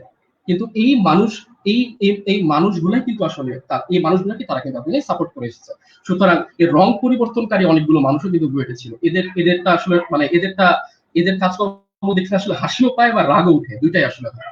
এরপরে যে প্রশ্নটা করা হয়েছিল যে আসলে বুয়েট থেকে ছাত্র রাজনীতি যেহেতু নিষিদ্ধ করা হয়েছে, তো এই নিষিদ্ধ করার কারণে কি আসলে বুয়েটে উগ্রতাবাদী কোনো কার্যক্রম ফিরে আসতে পারে কিনা, এটা খুবই হাস্যকর। মোটেও আজকে একটা হাসির দিন না, 1 বছর পূর্তি হয়েছে আবরার ফাহাদকে আমরা হারিয়েছি, আমরা 1 বছর হয়েছে, দুঃখ ভরা একটা দিন। কিন্তু তারপরও আসলে এই কথাটা হাস্যকর কেন? কারণ হচ্ছে এটা একটা স্রেফ অজুহাত বাদে আর কিছু না। বুয়েটে যে এখন ছাত্র রাজনীতি নেই, যদিও ক্যাম্পাস বন্ধ আছে, কিছু কি হয়েছে? কোন অনলাইন অ্যাক্টিভিটি আপনারা দেখতে পাচ্ছেন? কোন উগ্র কার্যক্রম আপনারা দেখতে পাচ্ছেন? না, দেখতে পাচ্ছি না। এটা একটা অজুহাত ছাড়া কিছু না। একটা ছাত্র রাজনীতি সক্রিয় রেখে একটা নির্দিষ্ট রাজনৈতিক দল তাদের রাজনীতিকে তারা প্রক্রিয়ারত রাখতে চায়, তারা কাজ চালিয়ে যেতে চায়, এই জন্য আসলে তারা ইচ্ছা করে এ ধরনের কিছু অজুহাত নিয়ে আসে। এবং এটাও দেখা গেছে আবরার ফাহাদের হত্যার পরে যখন কিনা বুয়েটের সাধারণ ছাত্ররা আন্দোলন করছিল এই সকল বুয়েটের এই জরাজীর্ণ এই সংস্কৃতি থেকে বের হয়ে আসার জন্য, তখন দেখা গেছে যে বুয়েটের ছাত্রলীগের সক্রিয় কর্মী এমন কিছু মানুষ, 15 ব্যাচেরই একজনকে আমি দেখেছি, সে টিভিতে সাক্ষাৎকার দিয়েছে, ব্যাকসাইড চেহারা দেখায়নি, কারণ চেহারা দেখলে তো হচ্ছে সবার কাছে সে মানে কালার হয়ে যাবে। সে টিভিতে সাক্ষাৎকার দিয়ে বলেছে বুয়েটের শিবিরের আনাগোনা দেখা যাচ্ছে, বুয়েটের জামাতের আনাগোনা দেখা যাচ্ছে। এবং এই নিউজ সময় টিভি না কোন টিভি, যমুনা টিভির কোন একটা পোর্টাল থেকে হয়তো সে পাবলিশ করাইছে, ঠিক আছে? সো মানে এগুলো আসলে কিছুই না, এগুলো হচ্ছে সোজা কথায় ছাত্র রাজনীতি বন্ধ করতে দিবে না তার ছুতা। ছাত্র রাজনীতি যদি বন্ধ থাকে তাহলে আসলে এই পাওয়ার হাউসটা কোনোদিন গ্রো করবে না। যেই পাওয়ার হাউসটার কারণে আবরারকে হত্যা করা হয়েছে, যে পাওয়ার হাউসটার কারণে আরো অনেক মানুষকে এই পরিমাণ নির্যাতন করা হয়েছে যেগুলো কিনা হত্যায় পরিণত হতে পারত, সেই পাওয়ার হাউসটা আসলে তৈরি হবে না যদি কিনা এই ছাত্র রাজনীতি না থাকে, ঠিক আছে? সো মানে যেইটা সূত্র আবরার ফাহাদের হত্যার যেটা সূত্র, যেই পাওয়ারের কারণে এত কিছু এত অন্যায়, সেই পাওয়ার হাউসটা আমরা গড়তে না দিলেই তো হয়ে যাচ্ছে। আর সেই পাওয়ার হাউসটা গড়তে না দেওয়ার একমাত্র উপায় হচ্ছে আসলে ছাত্র রাজনীতিটাকে বন্ধ করা, ঠিক আছে? সো আপনার কে শিবির কে জামাত, এটা আপনাকে ধরার দায়িত্ব কে দিচ্ছে? জামাত শিবির যদি কিনা নিষিদ্ধ কোনো সংগঠন হয় আর আপনার ক্যাম্পাসে যদি কোনো ছাত্র জামাত শিবির করে, তার মানে সে একটা নিষিদ্ধ সংগঠনের অনুসারী, তো এটা তো দেশের ল অনুযায়ী তো এটা একটা ইলিগাল কাজ। আপনার দেশের নিরাপত্তা বাহিনী কির জন্য আছে, আপনার দেশের পুলিশ কির জন্য আছে, আপনার হাতে কে দায়িত্ব দিচ্ছে কে জামাত কে শিবির এটা করার জন্য, আইডেন্টিফাই করার জন্য? এটা তো আপনাকে কেউ অথরিটি দেয় না। এবং খুব গুরুত্বপূর্ণ মজার কথা যেটা, যে যখন কিনা এই দায়ান নাফিসকে যখন কিনা ধরে নেওয়া হয়, তৎকালীন বাংলাদেশ আওয়ামী লীগের সাধারণ সম্পাদক গোলাম রাব্বানী যখন কিনা সেটা বাংলা হলে আসেন এবং দায়ানকে ধরে নিয়ে যান, তখন দায়ানের কতগুলো বন্ধু কিন্তু অনেক চেষ্টা করেছিল ওকে আটকানো, ওকে যাতে ধরে না নিয়ে যেতে পারে। দায়ানের কতগুলো বন্ধু, আমি নাম মেনশন করছি না, আমি জানি 15 ব্যাচের কতগুলো বন্ধু খুব চেষ্টা করেছিল ওকে আটকানো। ওই সময় ওই দায়ানের যে বন্ধুগুলো ওকে আটকানোর চেষ্টা করেছিল তাদেরকে বেধড়ক ভাবে পেটানো হয়। আমাদের 14 ব্যাচের কিছু ছাত্রলীগের কর্মী তারা ওই দায়ানের ওই সকল বন্ধুদেরকে বেধড়ক পেটায়। এবং আমরা যারা আমাদের নিজেদের মধ্যে কথা বলছিলাম যে দায়ানকে এভাবে অন্যায়ভাবে কেন গ্রেপ্তার করা হচ্ছে, সিম বক্সের মতো একটা উদ্ভট একটা ভ্রান্ত ধারণার মাধ্যমে ওকে ক্লিন করে ওকে গ্রেফতার করা হচ্ছে, তো তখন আলটিমেটলি আমরা দেখেছি ছাত্রলীগের যারা কর্মী তারা এসে পোস্ট দিয়েছে, তোরা একটা শিবিরের জন্য আন্দোলন করছিস, তোরা একটা শিবিরের জন্য সিম্প্যাথি দেখাচ্ছিস, মানে মানে সে এই ধরনের স্ট্যাটাস দিচ্ছে বা পোস্ট দিচ্ছে। সে টেকেন ফর গ্রান্টেড ধরেই নিয়েছে দায়ান নাফিস একটা শিবির। একটা মানুষকে কোনো ধরনের প্রমাণ ছাড়া শিবির বা জামাত বলার অথরিটি তাকে কে দিয়েছে? সে কোন অধিকারে সেই কথাটা বলে? এ ধরনের অনেক অন্যায় গত 4 বছরে, আমি যে 4 বছর বুয়েটে ছিলাম এবং দেখে যাবে, কিন্তু মানে আলটিমেটলি আবরার ফাহাদ মারা যাওয়ার কারণে আলটিমেটলি মানে একটা বলা যায় না যে অনেক বড় একটা দুঃখের একটা ঘটনা থেকে একটা ভালো কিছু বেরিয়ে আসে, সেরকমই আসলে আবরার ফাহাদ মারা যাওয়ার পরে এদের পিতা দেয়ালে থেকে গেছে। আসলে সাধারণ মানুষ তাদের কোকুন থেকে বের হয়ে আসছে এবং এরপরে আসলে কিছু পজিটিভ পরিবর্তন দেখা গেছে। এটা সায়েন্স ছেলেরা কথা বলছিল একটু আগে, শেরে বাংলা হলে বেশ কিছু পজিটিভ পরিবর্তন হয়ে গেছে। সবগুলা হলে হয়তো কিছুটা কিছু বা ক্যাম্পাসে পরিবর্তন হয়েছে, ছাত্র রাজনীতি নিষিদ্ধ হয়েছে। আমার কাছে মনে হয় যে এই সবকিছু আসলে আবরার ফাহাদ, এই সবকিছু অবদান হচ্ছে আবরার ফাহাদের। এবং মানে আমরা খুবই দুঃখিত, আমাদের ভাগ্য খারাপ যে আমাদের এই বুয়েটের এই পরিবর্তনটা আনার জন্য আমাদের একজনের জীবন দিতে হয়েছে। এটা আমাদের দুর্ভাগ্য। আমরা আশা করি যে আমাদের ভবিষ্যতে আমাদের আর কারো জীবন দিতে হবে না।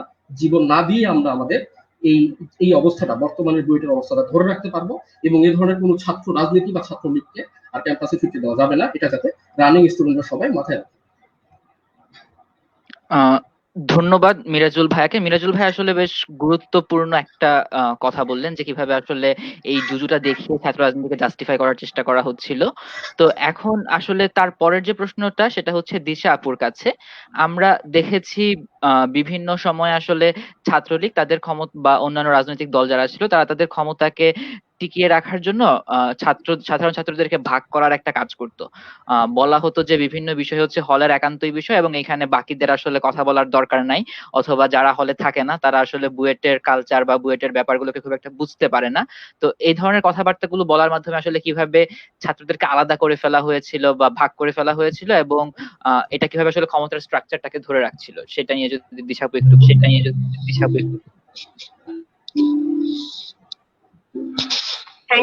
থ্যাংক ইউ সিফা। আসলে মিরাজুল অনেকগুলো বিষয় নিয়ে আর কি কথা বলে ফেলেছে। হ্যালো, ইকো হচ্ছিল মনে হয়। আচ্ছা, তো অনেকগুলো বিষয় আসলে ও পয়েন্ট আউট করেছে। সো আমি এখান থেকে আর কি টানি, আমরা যখন মানে আমি যখন বুয়েট থেকে বের হলাম তখন ওই জায়গাটা কিরকম ছিল আমরা জানতাম যে মানে আমি এরকম করে শুনে আসতাম যে আসলে তোরা তো বুঝবি না, কারণ এটা তো হলের একটা ম্যাটার, এগুলো আসলে বুয়েটকে রিপ্রেজেন্ট করে বুয়েটের হল। এই জিনিসগুলো আমি যখন শুনে আসতাম তখন হচ্ছে ফার্স্ট ইয়ার সেকেন্ড ইয়ারের দিকটাতে, তখন এই মানে আমি বোঝার চেষ্টা করতাম আসলে যে মানে হলের ব্যাপার মানে কি। তো আমি যখন স্টুডেন্ট, আমি তো ম্যাক্সিমাম সময় আমি বুয়েটে আছি, তোরাও তো ম্যাক্সিমাম সময় বুয়েটে আছিস, তাহলে এটুকুর মধ্যে ডিফারেন্সটা কোথায়? এখন ডিফারেন্সটা আসলে এখানটাতে পরে সেটা আস্তে আস্তে বের হয়ে আসে যে আসলে এটা পলিটিক্যাল স্ট্রাকচারটা এমন ভাবে ক্রিয়েট করে রাখা আছে, পলিটিক্যাল স্ট্রাকচারটা ধরে রাখার জন্য এটাকে একটা টাইটেল ইউজ করা হয় যে আমরা হলের, মানে আমরা হচ্ছে বুয়েটের ফার্স্ট ক্লাস সিটিজেন হচ্ছে বুয়েটে হলে থাকে, এবং আমরা যারা সেকেন্ড ক্লাস সিটিজেন আমরা হচ্ছে নন হলার বা আমরা হচ্ছে হলে থাকি না, এরকম একটা ট্যাগ ইউজ করা হয়। মানে ট্যাগ গুলা ইউজ করাটা আসলে কিভাবে করে একটা সিস্টেমেটিক কালচার ক্রিয়েট করে।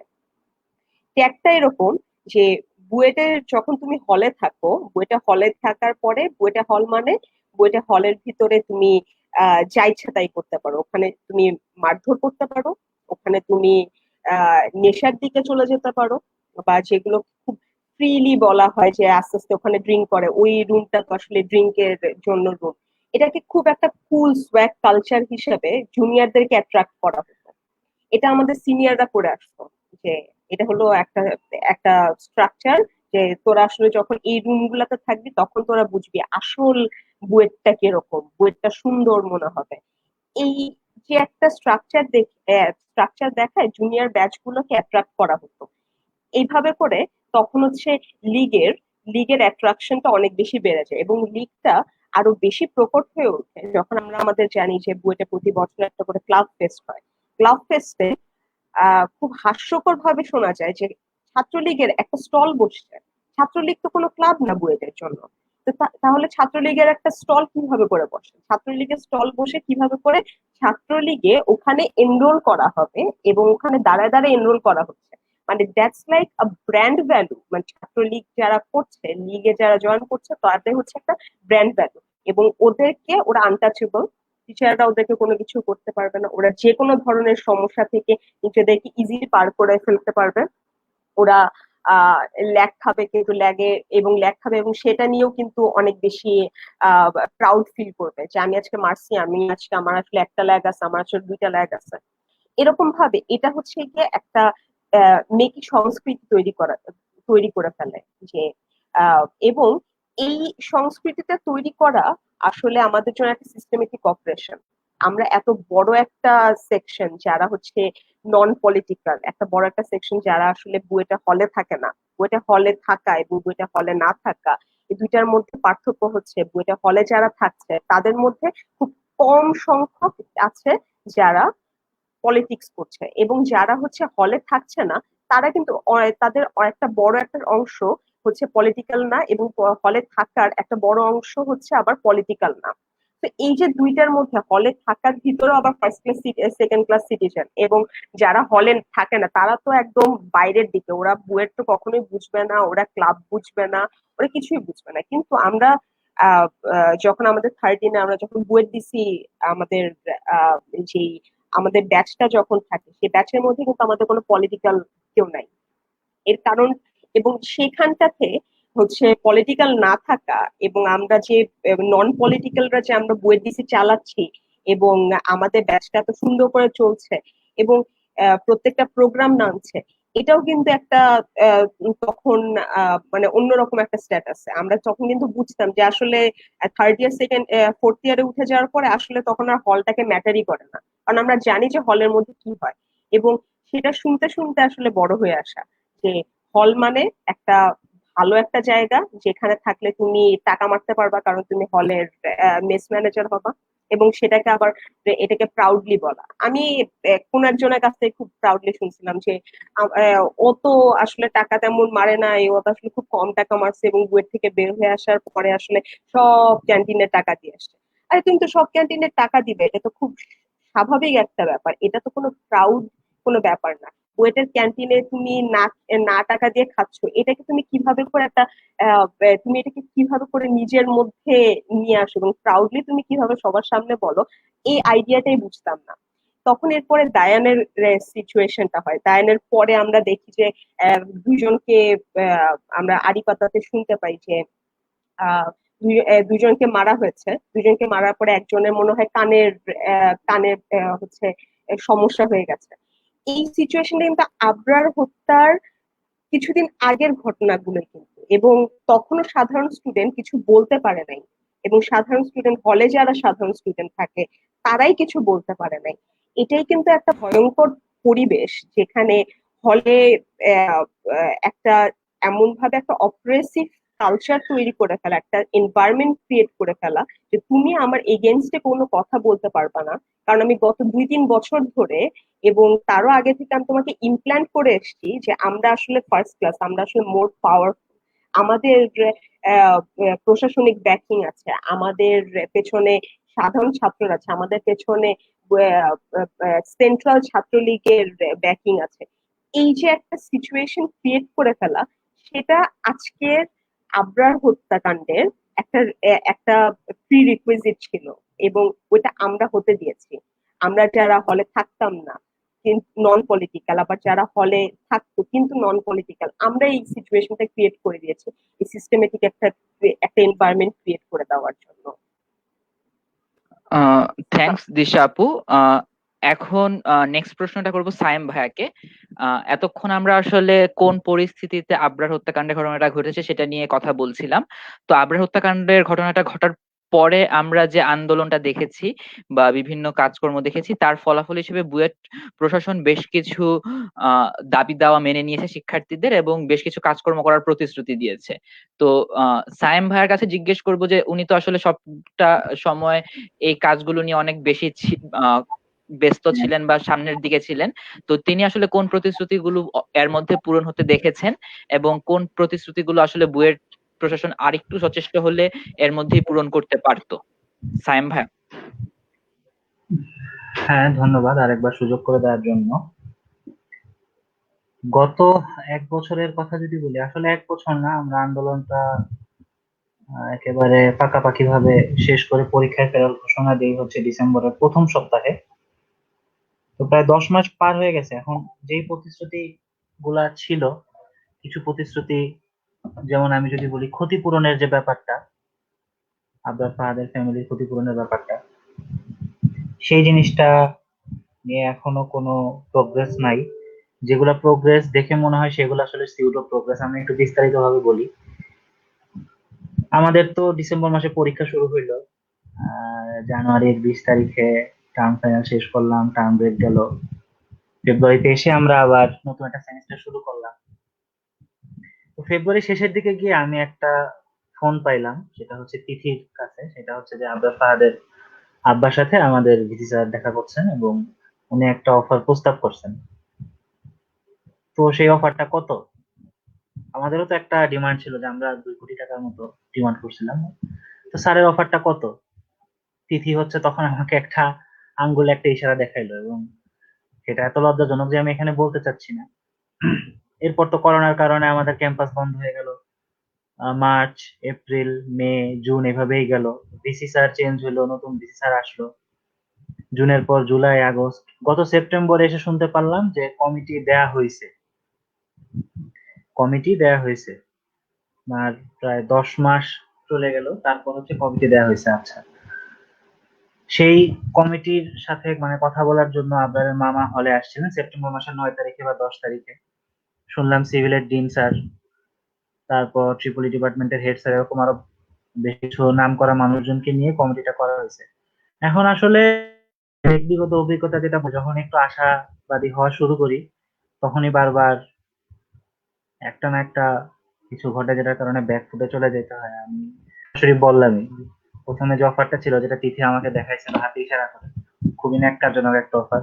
তো এইটাই আসলে এখন আশাবাদী হতে মন চায় যখন কমিটিতে মানুষের নাম শুনি, আমাদের ট্রিপলি ডিপার্টমেন্টের হেড কামরুল হাসান স্যার, সিভিলের ডিন স্যার। আবার যখন মাঝে মাঝে অতীতের কথা ভাবি, তখন মনে হয় এই যে কমিটি হইলো, এই কমিটির রিপোর্ট কবে আসবে, কবে ক্ষতিপূরণ পাবে ছেলের ফ্যামিলি, কবে কি হবে না হবে। আরেকটা যে জিনিস প্রতিশ্রুতিগুলোর মধ্যে আমি বলবো যে এখনো ভোগাচ্ছে, সেটা হচ্ছে তোমার র্যাগিং এর এবং ছাত্র রাজনীতির যে শাস্তিগুলা অর্ডিন্যান্সে ঢোকার কথা, সেগুলার প্রোগ্রেস, ক্যাম্পাস কেমন চলতেছে না চলতেছে সেগুলার প্রোগ্রেস, ক্ষতিপূরণের প্রোগ্রেস, সামগ্রিকভাবে পুরো ক্যাম্পাস কেমন চলছে, সোজা কথা, ওইটা নিয়ে প্রতি মাসে আমাদের একবার করে বুয়েট অথরিটির সাথে বসার কথা। শিশু আরো সুন্দর করে হয়তো ওয়ার্ডিংটা করতে পারবে। এবং আমাদেরকে এরকম একটা আশ্বাস দেওয়া হয়েছিল যে আমাদের নেক্সট টার্ম ক্যালেন্ডারে হচ্ছে এরকম কিছু একটা অ্যানাউন্স করে দেওয়া হবে, তাই না শিষ্য? একটা কিছু অ্যানাউন্স করে দেওয়া হবে যে আমরা মাসের এই দিনগুলোতে বুয়েট অথরিটির সাথে বসবো। এরকম কিন্তু মানে এখনো হয়নি। তো আসলে আমি জানি না, আমি হয়তো ক্যাম্পাসে আর 3 মাস থাকবো যদি ফাইনাল টার্মে এসে ফেল না করি। এরপর বাকিটা 16-17 এর হাতে রেখে দিতে হবে। তো এই দুইটা জিনিস নিয়ে এখনো খুব কষ্ট লাগে। এখনো আমি আশা করি যে নেক্সট ব্যাচ গুলা, 1 ক্ষতিপূরণ ব্যাপারটা, 2 স্টুডেন্ট টিচার বা বুয়েট অথরিটি এবং স্টুডেন্টদের মধ্যে মিটিংটা ওরা ইনশিওর করবে, বা আমরাও চেষ্টা করবো ইনশিওর করার, নিয়মিত ভিত্তিতে স্যারদের সাথে বসা, তার কারণ সবসময় আমার কাছে মনে হয় স্যারদের সাথে বা অথরিটির সাথে আমরা ফ্র্যাঙ্কলি বসবো, ততই সমস্যার সমাধান করা ইজি হবে। কিছুদিন আগে যেমন আমরা দেখলাম করোনার মধ্যে বুয়েটে অনলাইন ক্লাস শুরু হওয়া নিয়ে একটা ঝামেলা হচ্ছিল। স্যাররা একেবারে কোনো রকম কোনো সার্ভে না করে অনলাইন ক্লাস শুরু করে দিতে চাচ্ছিলেন। এরপর কিন্তু আমরা বেশ কয়েকবার স্যারদের সাথে বসছি এবং এখন কোনো মতে হলেও ক্লাস শুরু করা হয়েছে।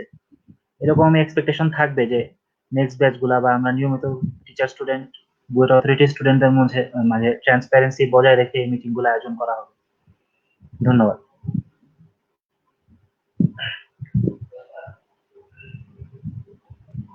আহ,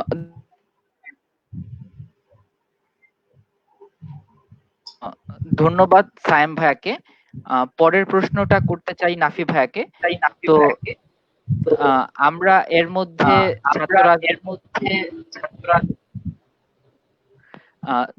বুয়েটে আসলে এর আগেও যখন সোনিয়া আপু হত্যাকাণ্ডের ঘটনা ঘটেছে বা এরকম আরো কয়েকটা ঘটনা ঘটেছে, বুয়েট থেকে আসলে ছাত্র রাজনীতি একরকম বন্ধ করা হয়েছিল। বাট আমরা তারপরেও দেখেছি যে আসলে কয়েক বছর পরে ছাত্র রাজনীতি আবার বুয়েটে ফিরে এসেছে। তো নাফি ভাইয়ার কাছে প্রশ্ন হচ্ছে যে আগের বুয়েটে ফিরে আসাটা যেভাবে আপনি দেখেছিলেন এবং এখনকার বাংলাদেশের পরিস্থিতি, বুয়েটের পরিস্থিতি বা অন্যান্য যা কিছু দেখছেন, সেখান থেকে আপনার কাছে কি মনে হয় বুয়েটে আসলে ছাত্র রাজনীতি ফিরে আসার যে সম্ভাবনা সেটা কতটুকু? আচ্ছা, বেশ গুরুত্বপূর্ণ প্রশ্ন। তবে আমি উত্তরটা যাই হোক, আমি আসলে নৈরাশ্যবাদী কোনো উত্তর দিতে চাচ্ছি না। সম্ভাবনা আসলে যে কোনো দুর্ঘটনা ঘটার সম্ভাবনা, যে কোনো খারাপ একটা বিষয় ঘটার সম্ভাবনা সবসময় থেকে যায়। এই যেই বক্তব্য রাখা হলো যে সনি আপু হত্যার পরে রাজনীতি কাইন্ড অফ বন্ধ করে দেওয়া হয়েছিল, কিন্তু তারপর আবার কিন্তু রাজনীতি ফিরে এসেছে। এখন বিষয়টা হচ্ছে আমরা চারিদিকে আসলে অনেক অন্যায় দেখি। আমরা এসব অন্যায়গুলোর মূলে যে জিনিসটা রয়েছে সেটা হচ্ছে ললেসনেস, আইনের শাসনের অভাব, যে কোনো ধরনের অন্যায়কে যেটা প্রশ্রয় দিয়ে যায়। এখন বিষয়টা হচ্ছে যে আমরা যদি এভাবে দেখি, রাজনীতির যে বিষয়টা, মানুষ মাত্রই রাজনৈতিক প্রাণী। যে কোনো বিষয় আলটিমেটলি রাজনৈতিক একটা অবস্থায় গড়াতে পারে। রাজ্য চালানোর নীতি রাজনীতি, ক্যাম্পাস চালানোর নীতি কি এখন আমি ক্যাম্পাস নীতি বলবো কিনা জানি না, কিন্তু বিষয়টা হচ্ছে যে আমাদের যে একটা ধারণা যে কোনো একটা স্পেসিফিক রাজনৈতিক গ্রুপের অধীনস্থ না হলে আমার কোনো রাজনৈতিক মতামত থাকবে না। এই বিষয়টাই হলো কি, এই ধারণা থেকে, এই বাইনারি আইডিয়া থেকে আমাদের প্রথমে বের হয়ে আসতে হবে যে তুমি হয় রাজনৈতিক অথবা রাজনৈতিক না, অথবা তুমি রাজনৈতিক দলের হলে হয় তুমি এ গ্রুপের অথবা তুমি বি গ্রুপের, এর বাইরে কিছু নাই। আমাদের পৃথিবীর অনেক যে, আর বাংলাদেশের যে জিনিসটা অনেক প্রাচীন, আমাদের দেশে বড় দুই দলের মধ্যেই ব্যাট বলে খেলে আমাদের দেশের রাজনীতিটা চলে আসতেছে। আমি হয় এই গ্রুপের না হয় ওই গ্রুপের। সমস্যাটা এখানেই, কোনো স্পেসিফিক গ্রুপের রাজনৈতিক দলের অধীনস্থ না হলেই বা কোনো স্পেসিফিক রাজনৈতিক গ্রুপের সাথে আমি যদি সরাসরি আনুগত্য প্রকাশ না করি, তাহলে যে আমার কোনো রাজনৈতিক মতামত নাই, এই জিনিসটা কিন্তু আসলে এভাবে আসা উচিত না। সেই দিক থেকে দেখতে হলে ছাত্র রাজনীতির গৌরবাত মানে গ্লোরিফাইড ইতিহাস রোমন্থন করার জন্য আমাকে যদি 1980 সালে ফিরে যেতে হয়, তাহলে আমাকে বলতে হবে যে ছাত্র রাজনীতি হয়তো আমাকে তেমন বিশেষ কিছু দেয়নি। কারণ বিগত 15-20 বছর বা তারও বেশি সময় ধরে আমি যদি আমাদের দেশের ছাত্র রাজনীতির সিনারিওটা দেখি, আমার মনে হয় না অ্যাকচুয়ালি ছাত্র রাজনীতির কোর যে ফিলোসফিটা সেটা এখানে আমরা খুব বেশি ইমপ্লিমেন্ট করতে পারছি। যে ছাত্রদের মতামত একটা বড় প্ল্যাটফর্মে নিয়ে আসে এবং শিক্ষকদের সাথে বা প্রশাসনিক পর্যায়ের ব্যক্তিত্বের সাথে আমাদের সরাসরি যে যোগাযোগের যে বিষয়টা, একটা সাধারণ ছাত্র যে কোনো ভাবে প্রশাসনের সাথে কথাবার্তা বলতে যেতে পারে। সেই জন্য কেন তাকে একটা স্পেসিফিক রাজনৈতিক গ্রুপের অধীনে যেতে হবে? আমরা রাজনীতি ফিরে আসবে কি আসবে না সেই প্রশ্নটা এই জন্য আমাদের এখান থেকে দেখতে হবে যে রাজনীতি বলতে আমরা আসলে কি বোঝাচ্ছি। একটি ক্ষমতাসীন দলের স্টুডেন্ট উইং এর অধীনে থাকাই কি আমি মানে কি আমি অ্যাক্টিভলি পলিটিক্স করি, আমার অন্য কোনো পলিটিক্যাল মতামত থাকতে পারে না, এই বিষয়টা থেকে আগে আমাদের সরে আসতে হবে যে রাজনৈতিক মতামত যে কারোই থাকতে পারে এবং প্রত্যেকেরই রাজনৈতিক মতামত থাকা উচিত। কারণ রাজনীতি আমাদের জীবন নিয়ন্ত্রণ করে। এখন রাজনীতিটাকে যদি আমরা নিয়ন্ত্রণ না করি, তাহলে আপার হ্যান্ডে রাজনীতি পেয়ে যাবে। যে মানুষগুলো রাজনীতির সাথে সরাসরি সম্পৃক্ত তারাই কেবল আমাদের জীবনের উপর একটা অধিকার পেয়ে যাবে। সেটা আসলে দেওয়া উচিত না। প্রত্যেক মানুষেরই রাজনীতিতে সরাসরি সম্পৃক্ততা থাকা উচিত। এখন রাজনীতিতে সম্পৃক্ততা থাকতে হলে যে কারো ওই যে বড় কোনো প্ল্যাটফর্মের মাধ্যমে আসতে হবে, এটার কিন্তু কোনো আবশ্যকতা নাই।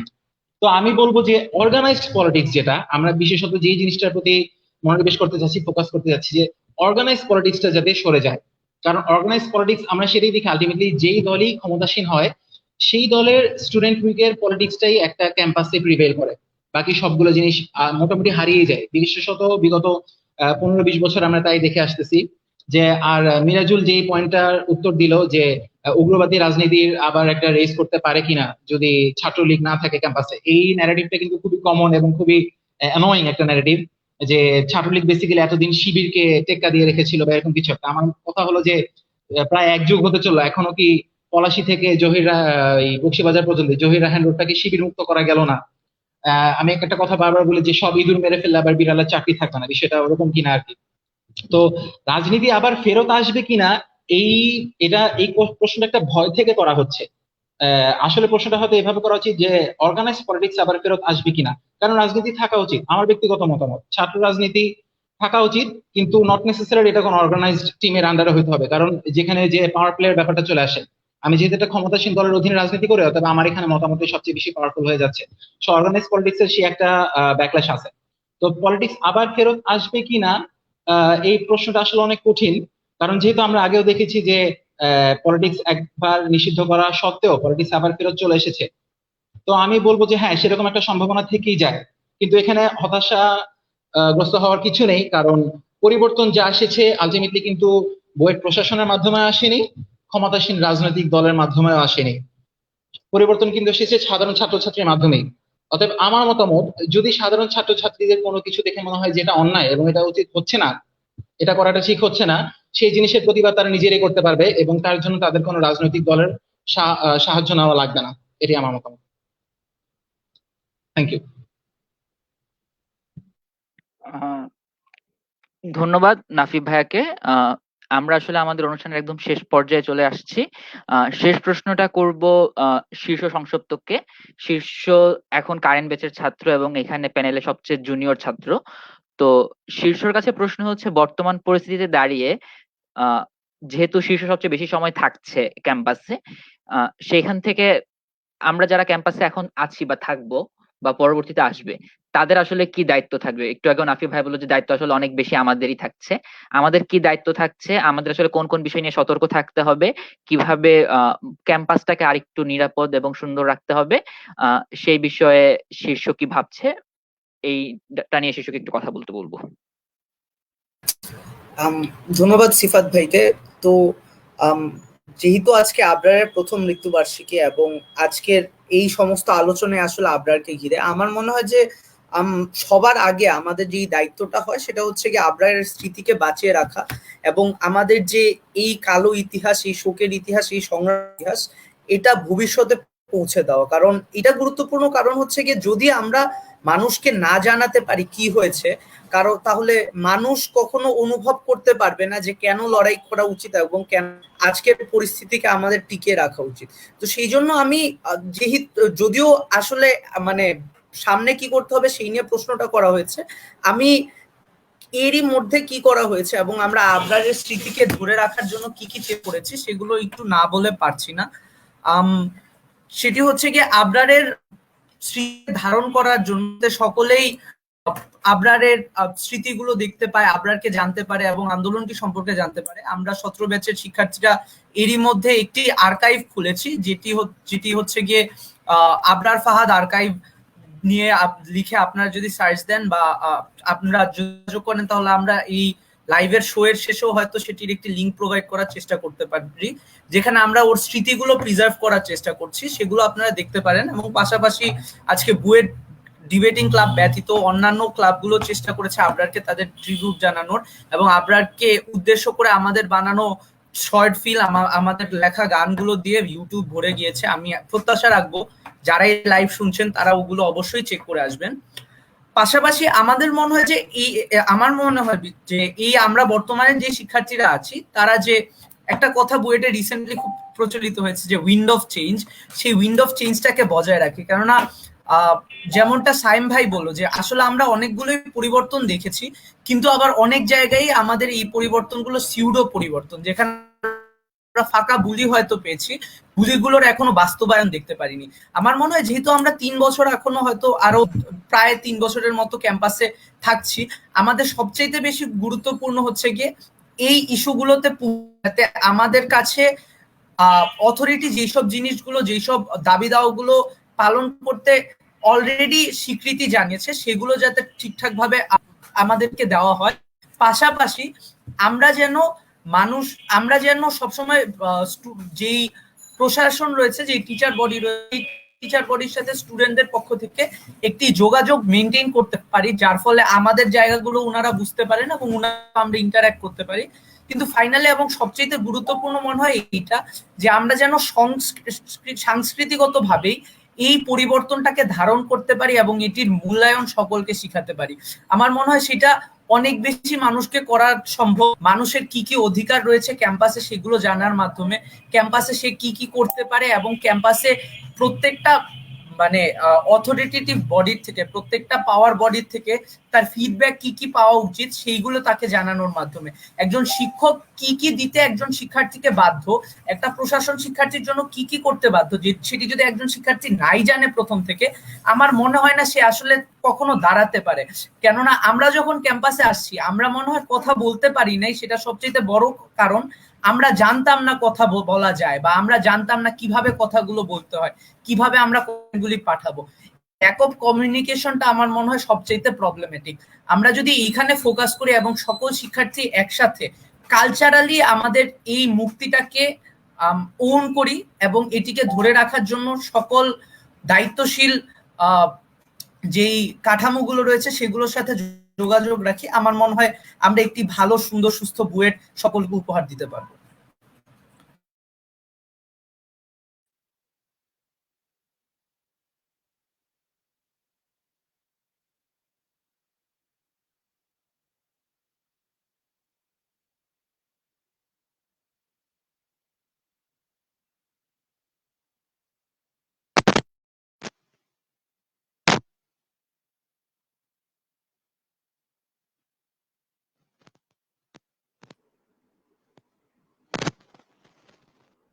হ্যালো, সিফাত আছো?